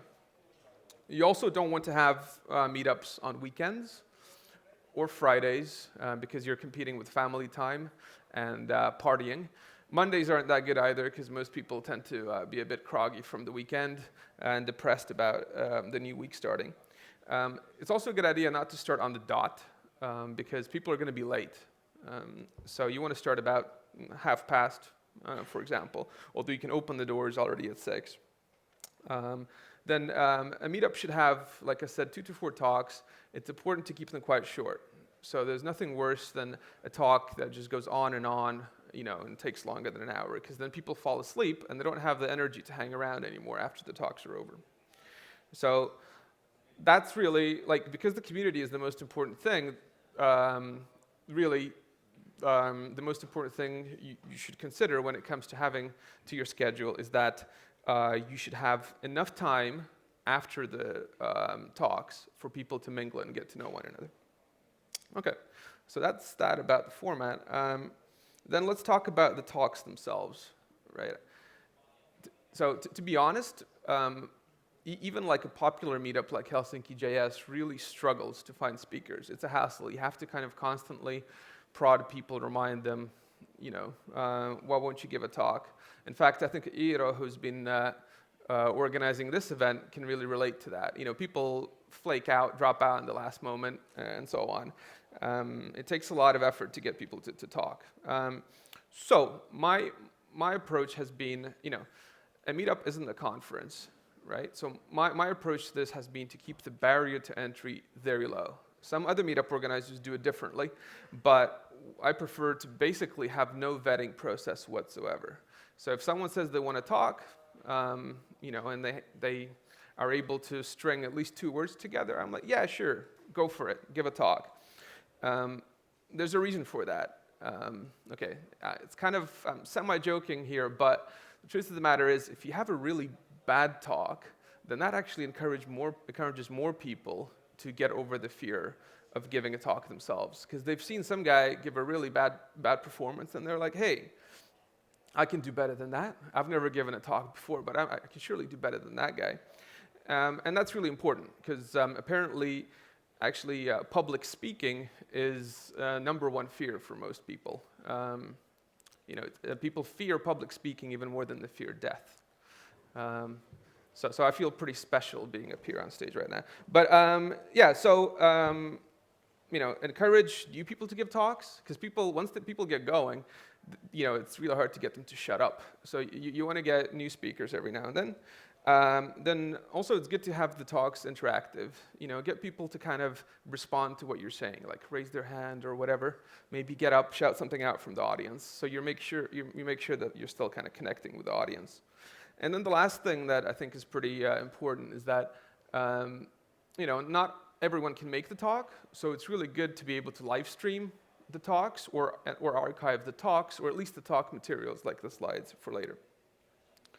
Because then that kind of acts as a marketing channel for your meetup, encourages new people to join, gives existing speakers or like new speakers kind of a point of reference. All right, so what are the things to avoid when running a meetup? What are the pitfalls? This is actually a real photo from a real event that I've organized about 1 or 2 minutes before the event was supposed to start. So if you really screw up, this can happen. Fortunately, everyone turned up in the last minute, because what happened was the elevator in the venue was broken. And this being a developer meetup, rather than walking up 5 flights of stairs, all the attendees were actually crowded on the ground floor trying to get the elevator to work by pressing the button numerous times, getting in and out, thinking that that'll fix it. And then eventually, they realized that wasn't going to work, and they actually walked up the stairs. But yeah, so one of the problems is that depending on the theme of your meetup, you can kind of easily fall into this trap of always having the same sponsors. When I started the Moscow JavaScript meetup, we had Yandex, which is like the Russian Google, as the sponsor. And basically, after a while, it was so easy to get them to sponsor the next meetup. After a while, we had like 50% of the attendees from Yandex. And so it became like the Yandex meetup instead of the Moscow JavaScript meetup. And then our contact person at Yandex left, and we couldn't actually get anyone else to sponsor us because they're like, but you're the Yandex meetup, right? So that didn't work so well. So now I make sure that we never have the same sponsor once in a year. And you'd be surprised the kind of companies that are willing to sponsor meetups. You just need to ask around. So for example, in Finland, the kind of companies that have sponsored meetups, as far as I'm aware, that you wouldn't think of as being sponsors include companies like Kela, the Social Security Service, the tax authorities. I think Patria, which makes tanks and armored vehicles, have also sponsored some events. Yeah, so have different sponsors. The other thing that you should definitely do, and it's being done right here, is you should time the talks. By the way, I have 9 minutes left, and I'm halfway through my slides, so I'm doing pretty well. Because if you don't time the talks, the speakers will overrun, and that's going to eat into your networking time later. Okay? So basically, the important thing is that you leave enough time for people to mingle afterwards. In the US, what they actually do is that they flip it. So they first have the networking, and you get the food and everything up front. And then, like, after about an hour, the talks start. Now, what I've seen happen there, though, is that people just come for the food and drinks and leave when the talks start. I feel that's kind of wrong. I feel that you should have to actually pay for the food and drinks. So the meetups I run, I do the other way. So you have to suffer through at least an hour of talks before you get any food. All right. Then another thing that everyone gets wrong is hard attendee limits, right? People think, well, what if there's too many people? Trust me, you're never going to have too many people at your meetup, right? It's very hard to end up in a situation where, people have to be kicked out. And actually, a lot of people cancel in the last moment. So it's always a good idea to overbook. By how much, it kind of depends on your event, but it's a good idea to do that anyway. And last but not least, one thing to avoid is negativity. So in other words, if someone starts heckling the speakers, you should sort of, or maybe making some rude comments online, in your Facebook group or whatever, then you should make sure that, you don't allow that. Okay, so moving on. Let's talk about community. Like I said, it's the most important thing. You want to make sure that it's a positive community that encourages people to kind of learn new things, be open, share with one another. So negativity is out, like I already said. But also, your community, doesn't only exist in the physical space. You actually want to have an online forum of some sort. Mailing lists, I suppose, could work, but what I've seen is Facebook groups tend to be the easiest to set up and work the best.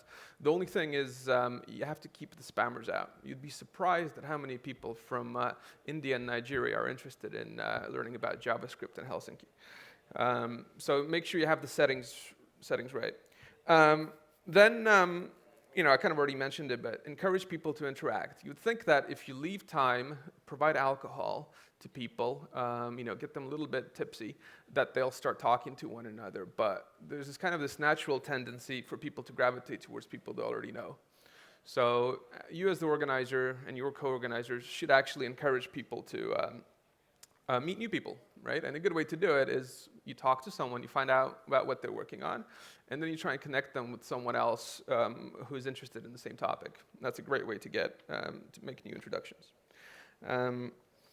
Yeah, and then last but not least, you're always going to have like a core group of people that are always there, but sometimes you're also going to get new people.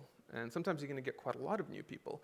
And actually, that's a very good thing, because in order for your community to thrive, you need to have this kind of constant influx of new faces, people coming and going, so that it's easy for new people to join. So that should be encouraged. So for example, at Helsinki JS, by the way, if you've never attended a Helsinki JS meetup before, you can actually just, and you don't get a ticket, you can just ask me, and we'll get you in, even if the tickets are sold out.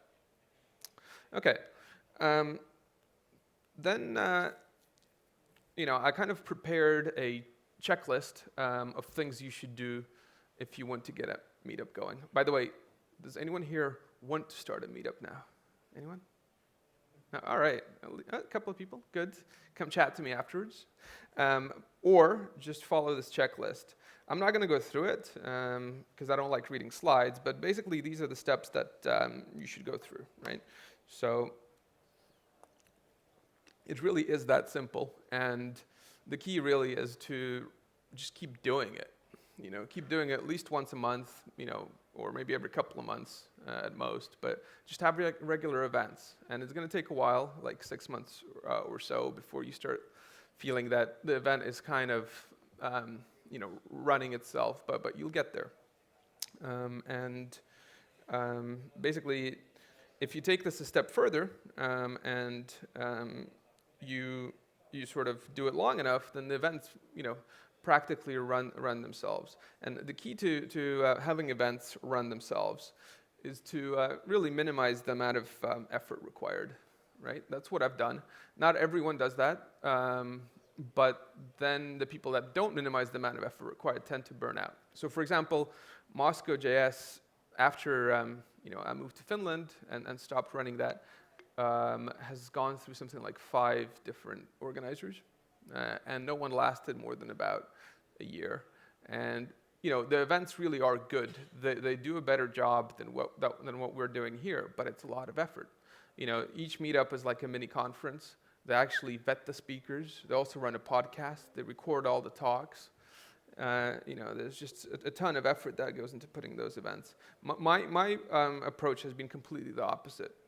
So minimize the amount of effort required, and I think at the moment it takes me maybe 15 to 30 minutes to organize an event, even though we get about, between 50 to 200 people attending.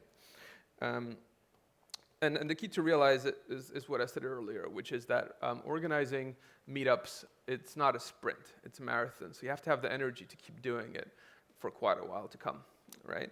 And if you don't do it regularly, so if you at any point run out of energy and then kind of go away on vacation for a bit and don't organize events for, say, half a year, then your community is going to die and it's probably going to drift away someplace else, right? In fact, it opens up the opportunity for competing meetups to get going and steal your community away from you. So in order to kind of minimize your effort, there's a few basic things you can do. So don't let sponsors or speakers customize anything about the event. So this mini Helsinki JS event that we organized here was a very custom thing. And it took about 10 times as long to organize as a normal Helsinki JS, where we get a lot more people, and we get more speakers and so on. And the reason for it is that if you've followed the same format, then you can sort of standardize templates. So you can send templates to speakers, templates to sponsors. Don't let the sponsors choose or ask you any questions. You basically delegate the responsibility to them. I kid you not, but we had one sponsor with which I had about 20 emails exchanged about the kind of catering that we should have. She was asking me, do you want a vegetarian option? Do you want a meat option? What kind of drinks do you want? What should go into the sandwich? And this just kind of dragged on and on. So now I'm just if there's some food available, great. You decide what kind of food it is, and if there isn't, that's fine. As long as there's some water and we have a venue where people can hopefully sit down, we're all good. We don't actually expect that much from our sponsors. The other thing that's really important is that you should track interested speakers and interested sponsors, right? Because what happens is when it rains, it pours. One moment you've got no one interested in giving a talk, no one interested in sponsoring, and then one month you have 5 sponsors interested in 10 speakers. So a spreadsheet works really well at the beginning, but there's other solutions for it as well, which I'll mention right at the end. And last but not least, running a meetup shouldn't feel like a job. So don't stress about it, and don't, if it starts feeling like work, then you're probably going to want to stop doing it at some point. So just make sure that you yourself don't feel like running a meetup is becoming a chore. And if it does, then remove the amount of effort required and try and recruit people to help you out in running it. All right, and then the last thing really, whoops, wrong button, is that meetups should be fun. And in order to make meetups fun, you need to experiment with things on occasion. So for example, we organized a hackathon called Nodecopter together with some other meetups. That was awesome. We've also done things like called peer programming, where you have small sessions before the main event where people get to code together. So, try and mix it up. If you have the energy, try and do something different. I've listed a few other things you can do as well, but you've probably got a bunch of ideas of your own. So that's it. Thank you very much. I guess if you have any questions, you can tweet at me. And for those of you that do decide to start a meetup, check out meetabit.com. It's a platform that we actually built at Tough Byte, which makes it really easy to host technical meetups. Thank you very much. Thank you, Oleg. Do you think that we are doing something right here? Or Sorry? is this meetup going well, do you think? Yeah, it's going all right. Yeah? Is there something to improve?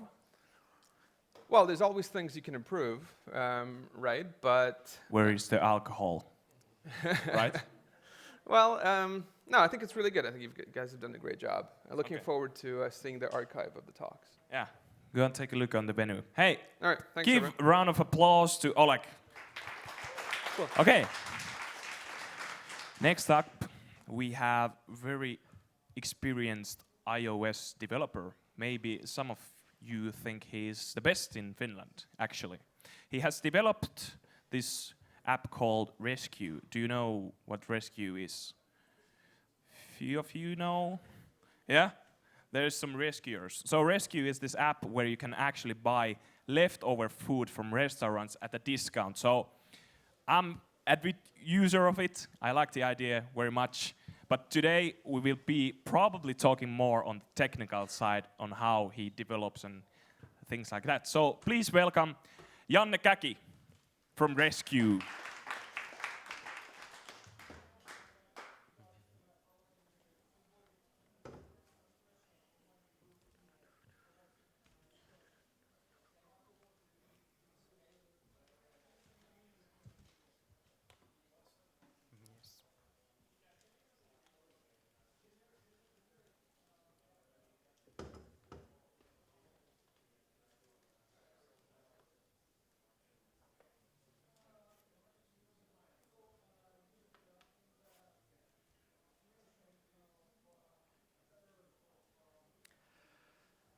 All right.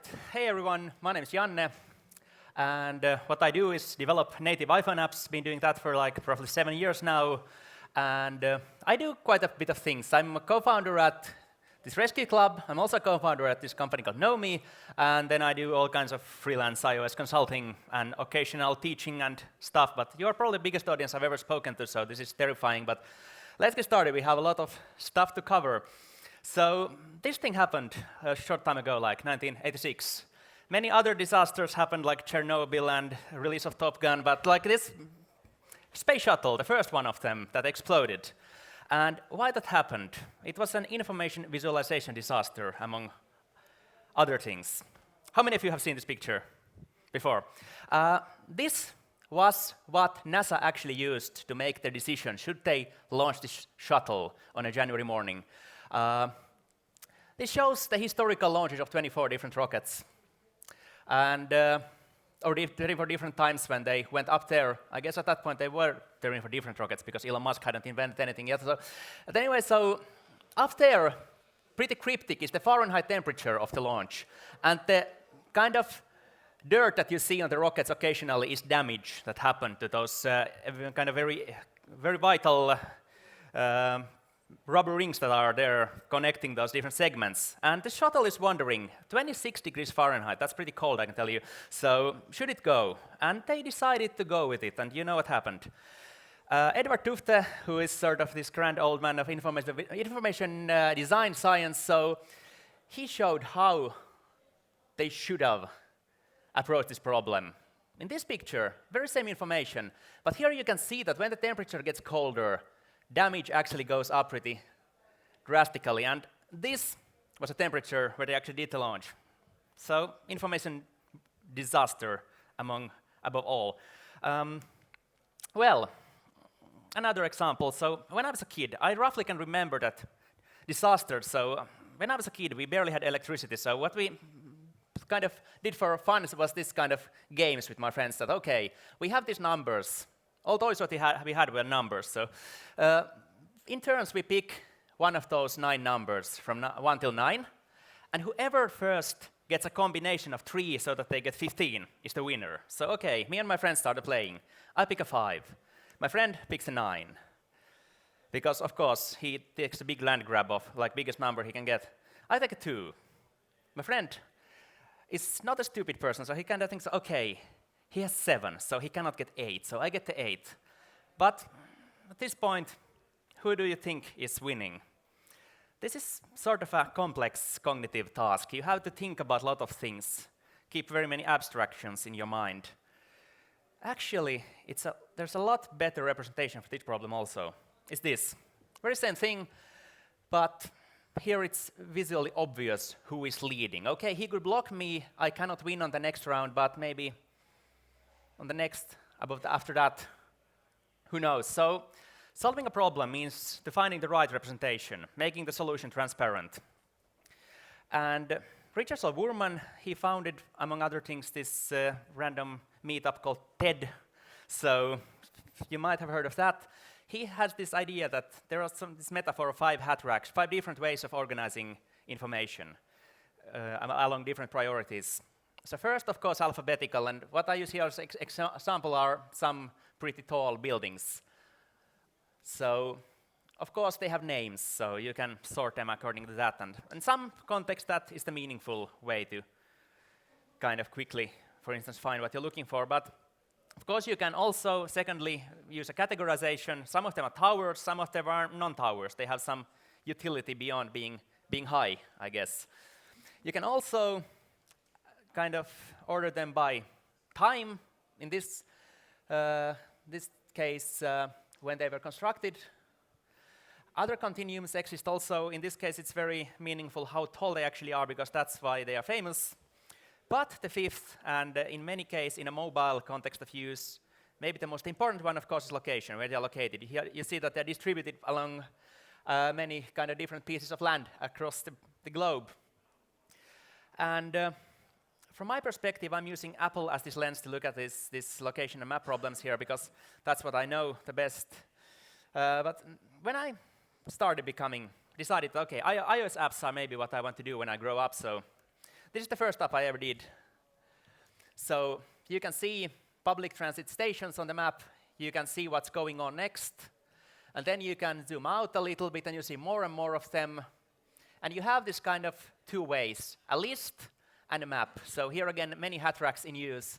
And you can go further and further, and it gets more and more amazing. Now it gets so amazing that the phone wants to make sure that you know what you're doing. And you get even further, okay, now this is scary, I can warn you, the clock even is ready because of this gust. It's kind of thinking that, okay, what is the user doing? This is just demonstrating that even on an iPhone 7 grade processor, it takes a lot of time to lay out like 6,000 things on a map. So something you might not want to try in real life at home. But its result is pretty enticing, isn't it? So, a little bit of technology. So, in iOS, there is this framework called core location, which is the basis of our location stuff.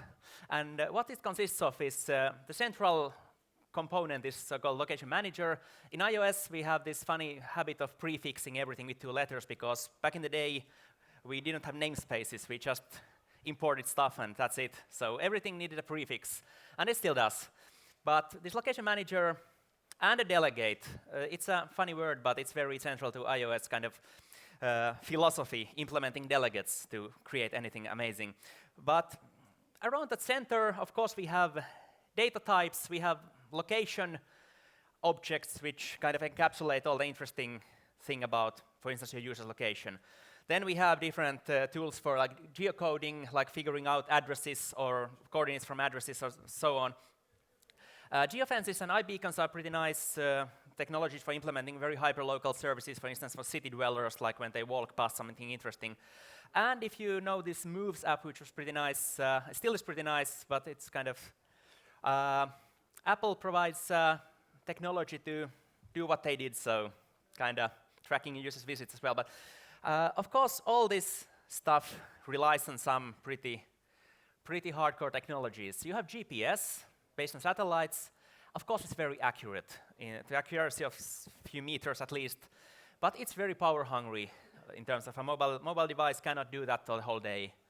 And it needs to see some satellites. So in cities, which probably have some tall structures, it can be difficult to actually find use for GPS. The cell towers, of course, it's something that's available quite easily, but it's very cheap to use. It's not very hungry. Your phone sort of always immediately knows roughly where it is, but it's roughly on the level of neighborhood. So sometimes that's enough, but not for anything that needs hyperlocal. Of course, in cities, best location is acquired from Wi-Fi hotspots.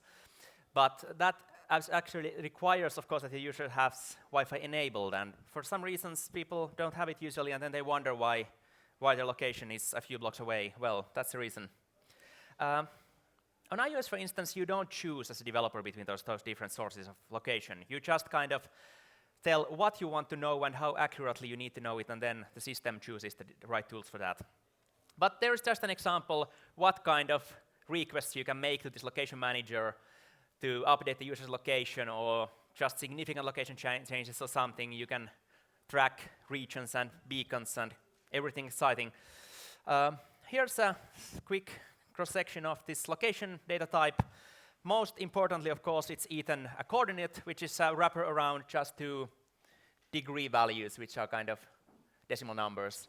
But there is other stuff. If you get this from some GPS or anything, you might know even the speed and direction where the user is going and how kind of high they are from sea level and so on. So whatever, you can kind of use these for interesting stuff. About distances, of course, we live on a round planet. So distances between 2 coordinate points is not trivial. It involves very heavy mathematics usually. And this young developer here is thinking, okay, I found this on Wikipedia and I want to implement that. And the senior developer is like, okay, we can ask the location object to actually do it in code that's been tested, so forget your silly algorithm. Okay, when we want to see something, iOS provides a very simple way to show maps. It has a MapKit framework, which provides a map view. Of course, here the silly prefix is MK everywhere. And of course, a map view also has a delegate. What's a delegate? I'm going to tell you very soon. Just try to still last for a few seconds. So, we have annotations, which are data model objects who have a location, and we have annotation views for actually displaying them on the map. We have overlays, which are complex location objects, like they might be routes or areas, and we have also renderers for overlays. And then we have some tools for static maps, snapshots, which sometimes are kind of much more efficient for using. What's a delegate? So, okay, imagine you want a pizza. And your friend, this walrus floating on this bright blue vehicle. Like now that I consider the color, I might call him Walrus. But anyway, so in this world of software, I can give him a phone, a hotline. Hey, here is my kind of, you can reach me on this, and give me a pizza, by the way. So in code, I would set myself as the delegate of the pizza service. Then pizza service goes away to prepare my request. But then he gets a problem. How many salami does the customer actually want? 15, of course. And then he asks, any garlic? Well, hell no.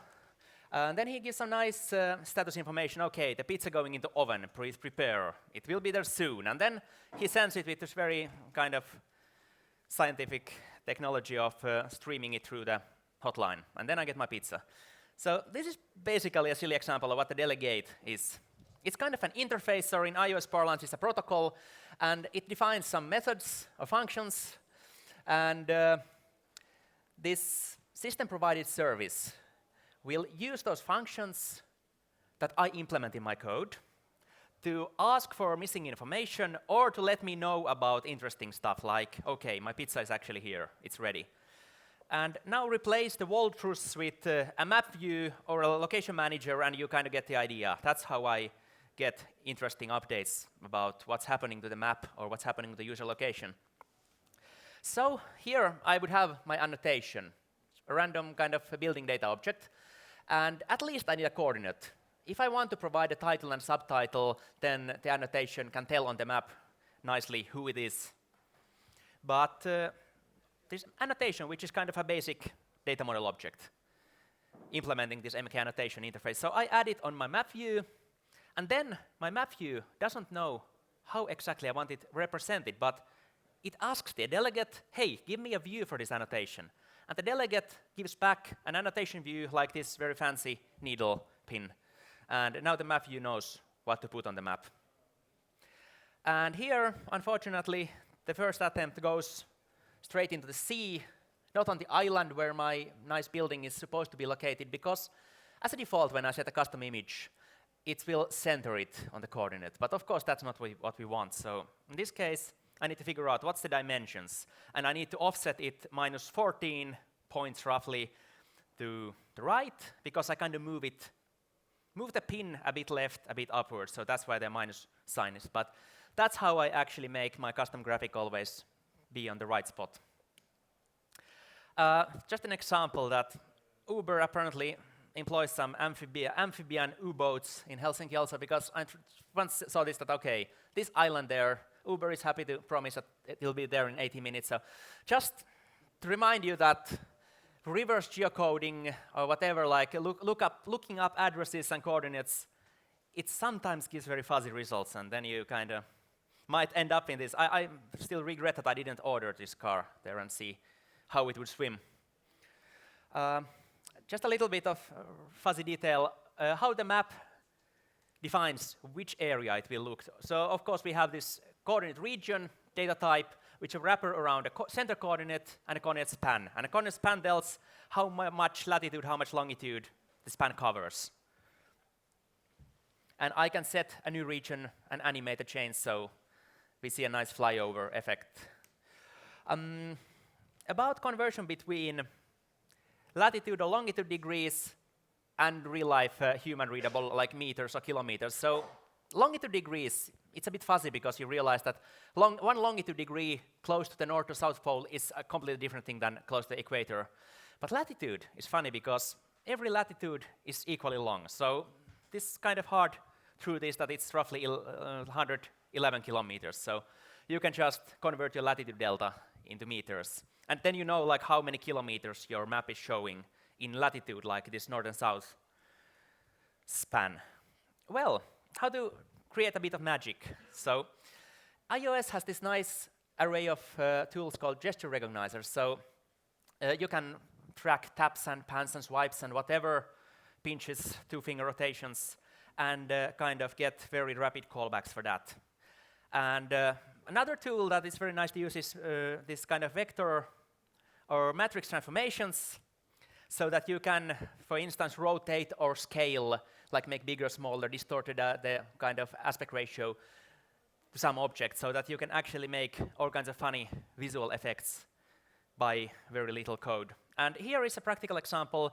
I add a pinch gesture recognizer to my map, because the map itself doesn't tell enough kind of how the pinch zoom level changes. I need to track it myself, and I get a did pinch callback many, many times a second when the user is doing some zooming. And then my delegate can kind of figure out that, okay, for instance, let's have an alpha effect. Let's have a zoom effect to my annotations. Here's an example from the rescue app. So for instance, when we go closer, we reveal progressively the names of those restaurants. It would be a terrible clutter if we showed them higher above.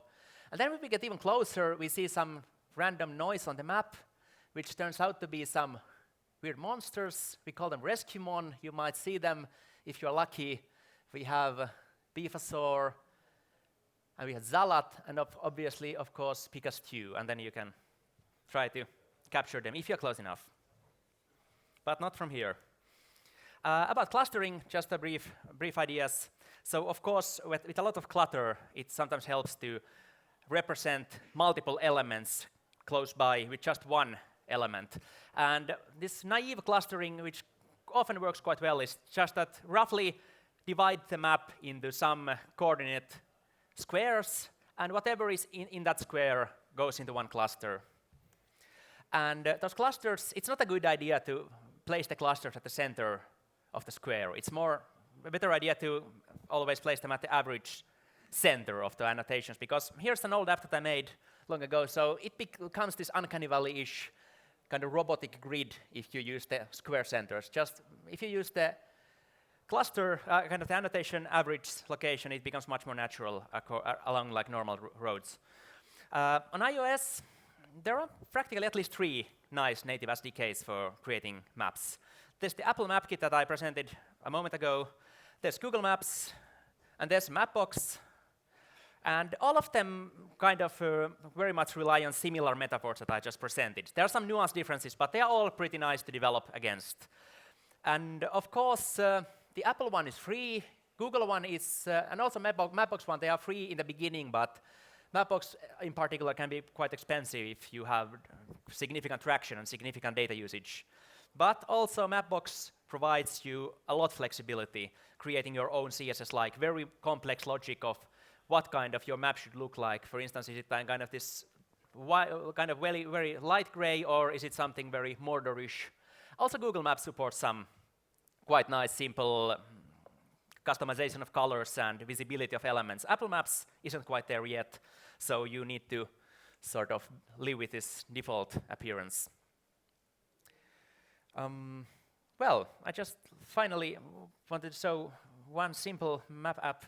When I participated in a hackathon like 6 years ago, I did this in 2 hours, because there was this JSON feed on Aalto. I always mix those 2 companies. So Aalto's website, and I parsed it and placed it on a map, and I was like, oh wow, this is amazing. And I went to show it to my colleagues, and they were like, you idiot, you can get the same when you type Aalto on a Google map. And I was so disappointed or so embarrassed, I just buried this in my table drawer, and then 2 or 3 years later, somebody else did the same, and it became very popular. So always run with what you think is worth running with. Oh yeah, and one more thing like this, what the heck is this hackathon? So just, well, I learned this year earlier that my kind of, I've been thinking 10 or 15 years that it's hackathon, like, you know, triathlon or pentathlon, because it's an athletic event, right? So, but this year I was kind of educated that that's wrong. So yeah, if you compare, somebody else is also wrong in the world. So 32,000 versus 10 million. But one difference, this hackathon is much more map relevant, apparently. So that's why it's an appropriate kind of title for my talk. But I guess we have 32 seconds if you have any questions. Do you guys have any questions? Anyone? I bring the microphone. Well, I have one question. What is the most exciting for you in the iOS development that is happening right now? Right now, well, it's getting easier and easier, and still somebody thinks it's difficult, so I get paid for that. But it's it's just like my point of view is quite biased because that's the only word I really know anymore. But the tools are quite nice, and it's very easy to quickly get high-quality user interactions and user experiences created. So it's just fun to work with. I think I'm happy there as long as it stays relevant. Hopefully. Will they bring back the ISK key? Well, I hope it becomes a dongle or something, so you can... More adapters. Hey, thank you. Thank you. Big applause. All right. That was something. Next up, we have actually our last presenter. So please enjoy this, because it's the last one. The next presenter is from Zen Robotics, and it's about robotics, AI, and how they are transforming the recycling industry. So, from the company your mama warned about you, please welcome Harri Holopainen. Thank you. So, yeah, thanks for this opportunity. And basically, our company is about teaching robots to pick up trash. And then the robots go into waste processing plants like this in Viki, and we have a couple of those around the world in Netherlands, US, Japan, and Switzerland. So about smart robotics. Let's first take a look at this more traditional robotics, industrial robotics. And here you have basically this equipment and then a workpiece, and then the workpiece is either where it's supposed to be or not yet where it's supposed to be, and then you have a bunch of arms doing things like welding and so forth. And now it works really well for mass manufacturing. The crucial point here is that the robots themselves are not especially expensive. So about 5,000 euros can get you one of those welding robots. The actual problem is that in order for you to make any kind of use for that welding robots, it's going to cost you about 10 times as much. So the problem with these industrial robots is that the robots themselves are quite cheap and plentiful, but then the total cost of purchase in making them to do anything useful is extremely high. And it's actually so high that really very few companies can actually afford to use robots today in production. So it can be said that the purpose of smart robotics is actually to dramatically drive down the cost of employing robots.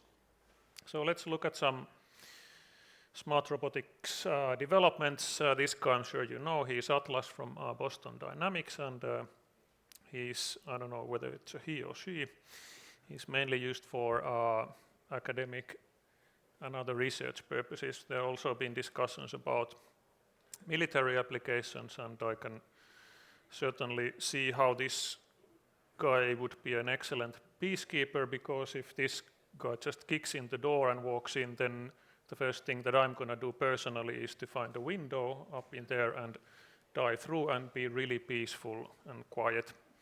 So this guy doesn't actually need a gun. So this has a really ambitious goals for smart robotics, but it's quite a long way of being any kind of a business. And now this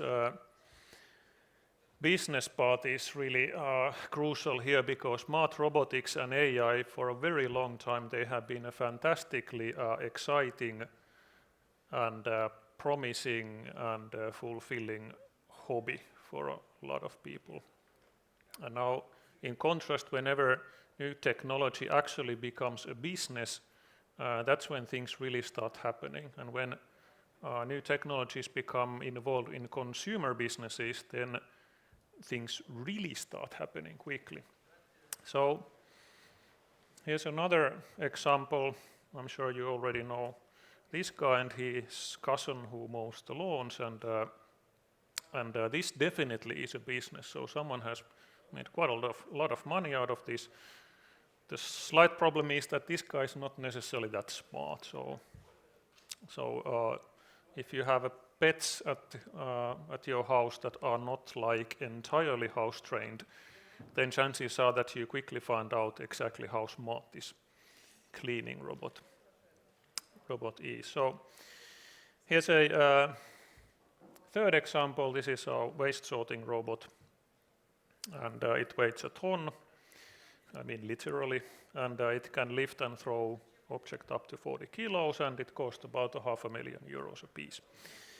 So we can finally say that this is a business now. We have sold 14 of them, and let's then look into a bit of a more detail what this where the smartness actually lies in this robot.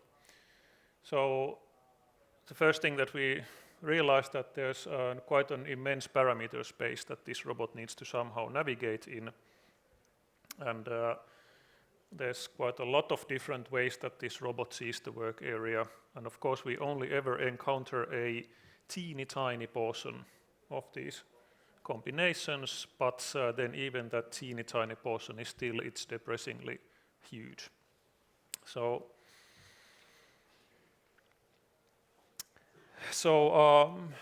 how it actually works in the current generation robot is that for this part, the problem is that we actually need to identify objects.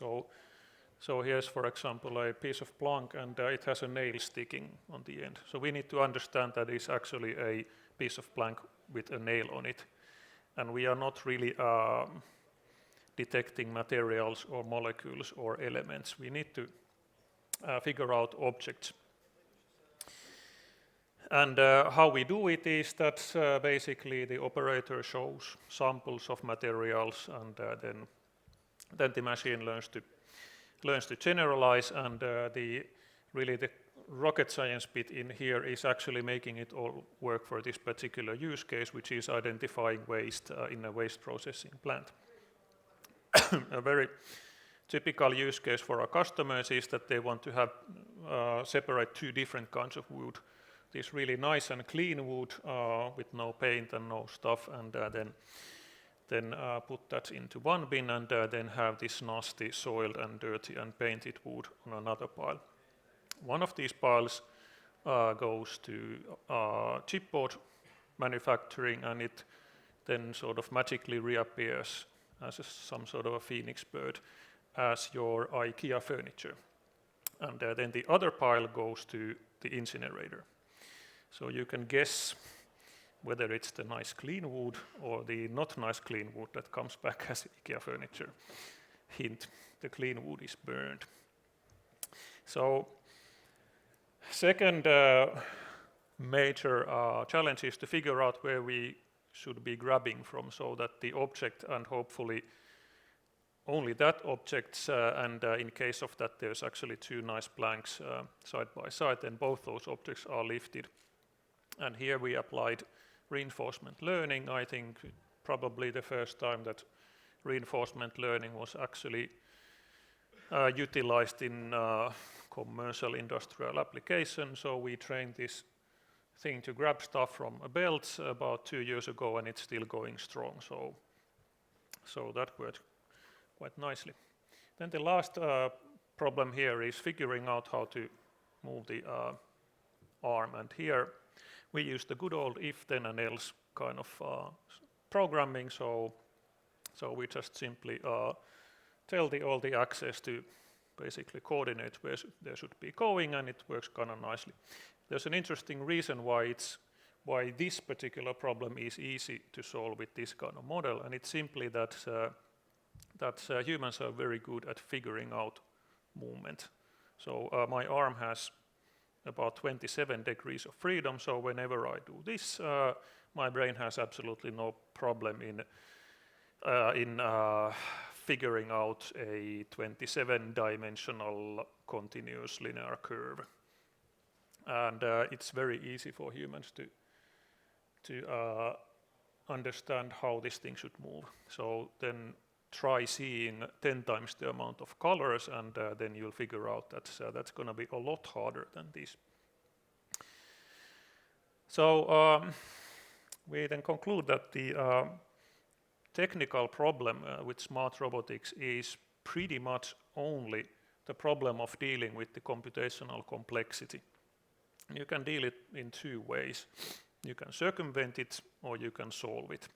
And of course, if you circumvent it completely, then you are back in square one. You are doing industrial automation and industrial robotics.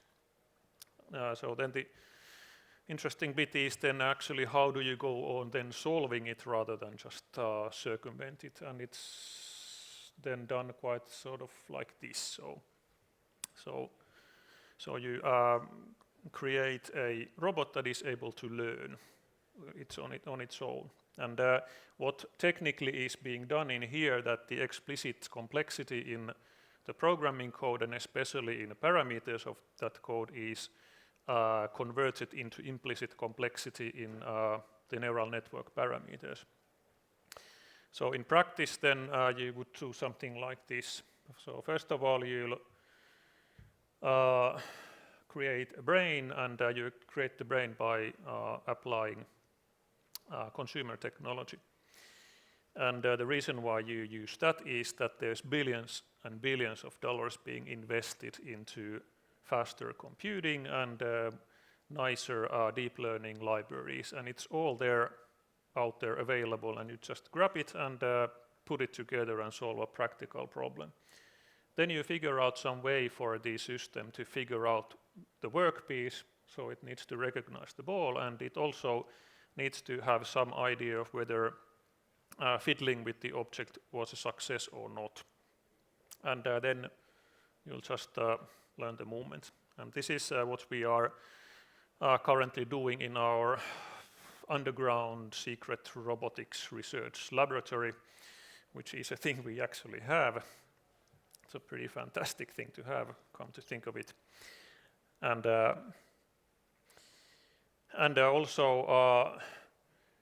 also this other interesting thing is that this is also one of the reasons why we actually apply robotics for waste sorting. We do it because in waste sorting it's perfectly fine to be 95% accurate. So the rest of 5% we can using things like experimenting and making mistakes. Spending 5% of time in experimenting and making mistakes is not such a hot idea in some other robotics areas like self-driving cars or surgical robots. In case you know the guy called George Hotz, he's the guy that's made the first iPhone jailbreaks. He had some fascinating experience in putting together a box with a camera and installing it in his own car, and then driving around for a while, and at some point just getting your hands off the wheel, and then, whoo, it works. So we can learn things a lot faster and a lot more efficient because we don't need to worry about the mistakes that much. Now, if you have managed to get this far, there's a really profound consequence of doing this, and this is simply that if you are able to build a robot that can learn on its own, then certainly it's actually going to learn the actual behavior of its mechanism rather than what it says on the spec sheet. And this is going to make a huge practical difference for smart robots because the thing with the industrial robotics is that you first need to have an explicit model that contains the robot and the workspace and the environment. And if you do it explicitly beforehand, you need to know every single thing that might happen in that world. And that's going to mean that you are going to require your hardware to appear ideal. And that then means that you end up overkilling the hardware. And that's going to mean that the hardware will become quite expensive, and it also means that you are going to lose pretty much most of the raw performance of the mechanism because of the deficiencies in the way in controlling them. So about this overkill thing, so our robot, which weighs a ton, then there's several hundreds of kilos moving back and forth with about 1g acceleration and 1 to 2 meters per second. It can pull apart a 7-ton cargo strap, and the very sophisticated method of dealing with collisions is that it simply doesn't care about the collisions. So it just bangs itself on concrete and does it its best in just shrugging it off. So in terms of mechanical design, that's a sort of a ridiculous machine, and it only has a good really points for it because it actually works and it actually makes sense commercially. So the design principle is like Hulk smash. So then if we think of the other extreme, that we would actually like to have a robot that can bend or have parts that deform or parts That's when there will be some play in the joints or some wear and tear, then the system is able to compromise or compensates against those deficiencies. Those kind of things are simply not done using traditional explicit motion control models, because you will end up in a parameter hell that you cannot escape. Now,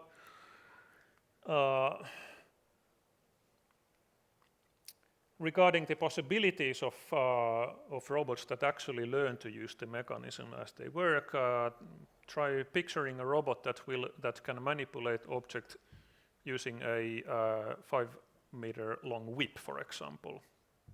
So you can all imagine that it can, in theory, be an extremely efficient, if not completely disturbing way of manipulating a lot of objects around you in extremely rapid fashion. So actually it might be, maybe the next thing is actually not try to imagine robots wielding whips, but you get the idea. Here's another fascinating sample. Here's a guy on YouTube that uses his 20-ton excavator truck and assembles Lego.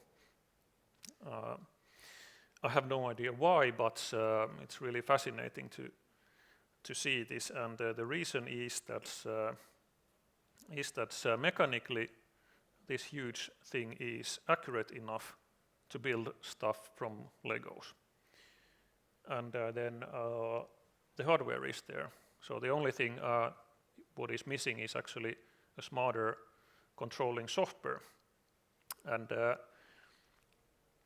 the profound realization when working with these learning robots was the realization that actually the world is already filled to the brim with suitable hardware.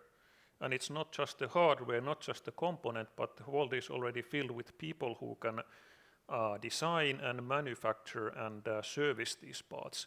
So in order to make something really fabulous, you necessarily don't need to invest into hardware itself. You basically just select and pick the stuff that is already out there and make a new novel combination of that hardware, such as put some cheap electric engines, I don't know, whips and wheels, and then add some smart software.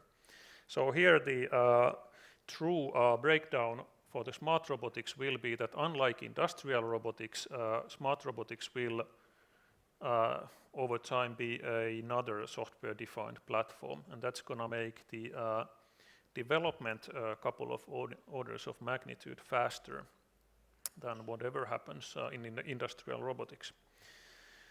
So conclusion is that first and foremost, these smart robots are no longer just an expensive and interesting hobby. They are actually a business already today.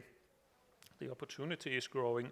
The winning formula for that is combining pretty much the cheap, off-the-shelf hardware, which the world is already filled with, and combine it with smart software, deep learning, other ways of the robots to get better basically on their own, and then the result will be, I would say, 10,000 times as many robots as today during the next 5 years. So that's basically it. If you have any questions, I'll be happy to answer. Here's a question. I can bring you a microphone. Thank you. So my question would be how safe your robot is, and can it define that there is a human being in the site, for example? Well, with our current commercially available products, we put the robots in cages to circumvent, so that's another problem we circumvent rather than solve. And it's gonna be an interesting exercise in having a robot that learns not to hurt people, so some assembly might be required. Any other questions? Yeah? I have a question. Or there, yeah. have a silly question. Do you think robots will take over the world? Well, Skynet. I'm pretty sure that they still need someone to tell them what to do. So in the sense that industrial automation has already taken over the world for mass manufacturing, then I'm not quite sure whether any of us feel especially threatened about the existence of mass market production lines. So in that kind of sense, yes, I believe that they will. But I would find it extremely unlikely that they would be here telling us what to do. What about AI? I would say the same thing. I would still say that for the AI to be, at least for the commercial solutions of AI, and those would be the only candidates to actually get anywhere, the point for them as well is to do what they are told. So I'm not having any personal sort of beliefs about any sort of singularities or Terminator moments. I am. Hey, thank you very much, Harry. Yes. So it's coming to an end. Yeah. Give an applause to Harry. God's sake. Thank you. God damn it. I forgot that. Yeah. So that was it. Thank you for participating. Thank you, stage. Thank you, volunteers, and thank you, of course, our great speakers. So, Hack Talks was it from my part. Thank you very much. See you next year. Happy hacking!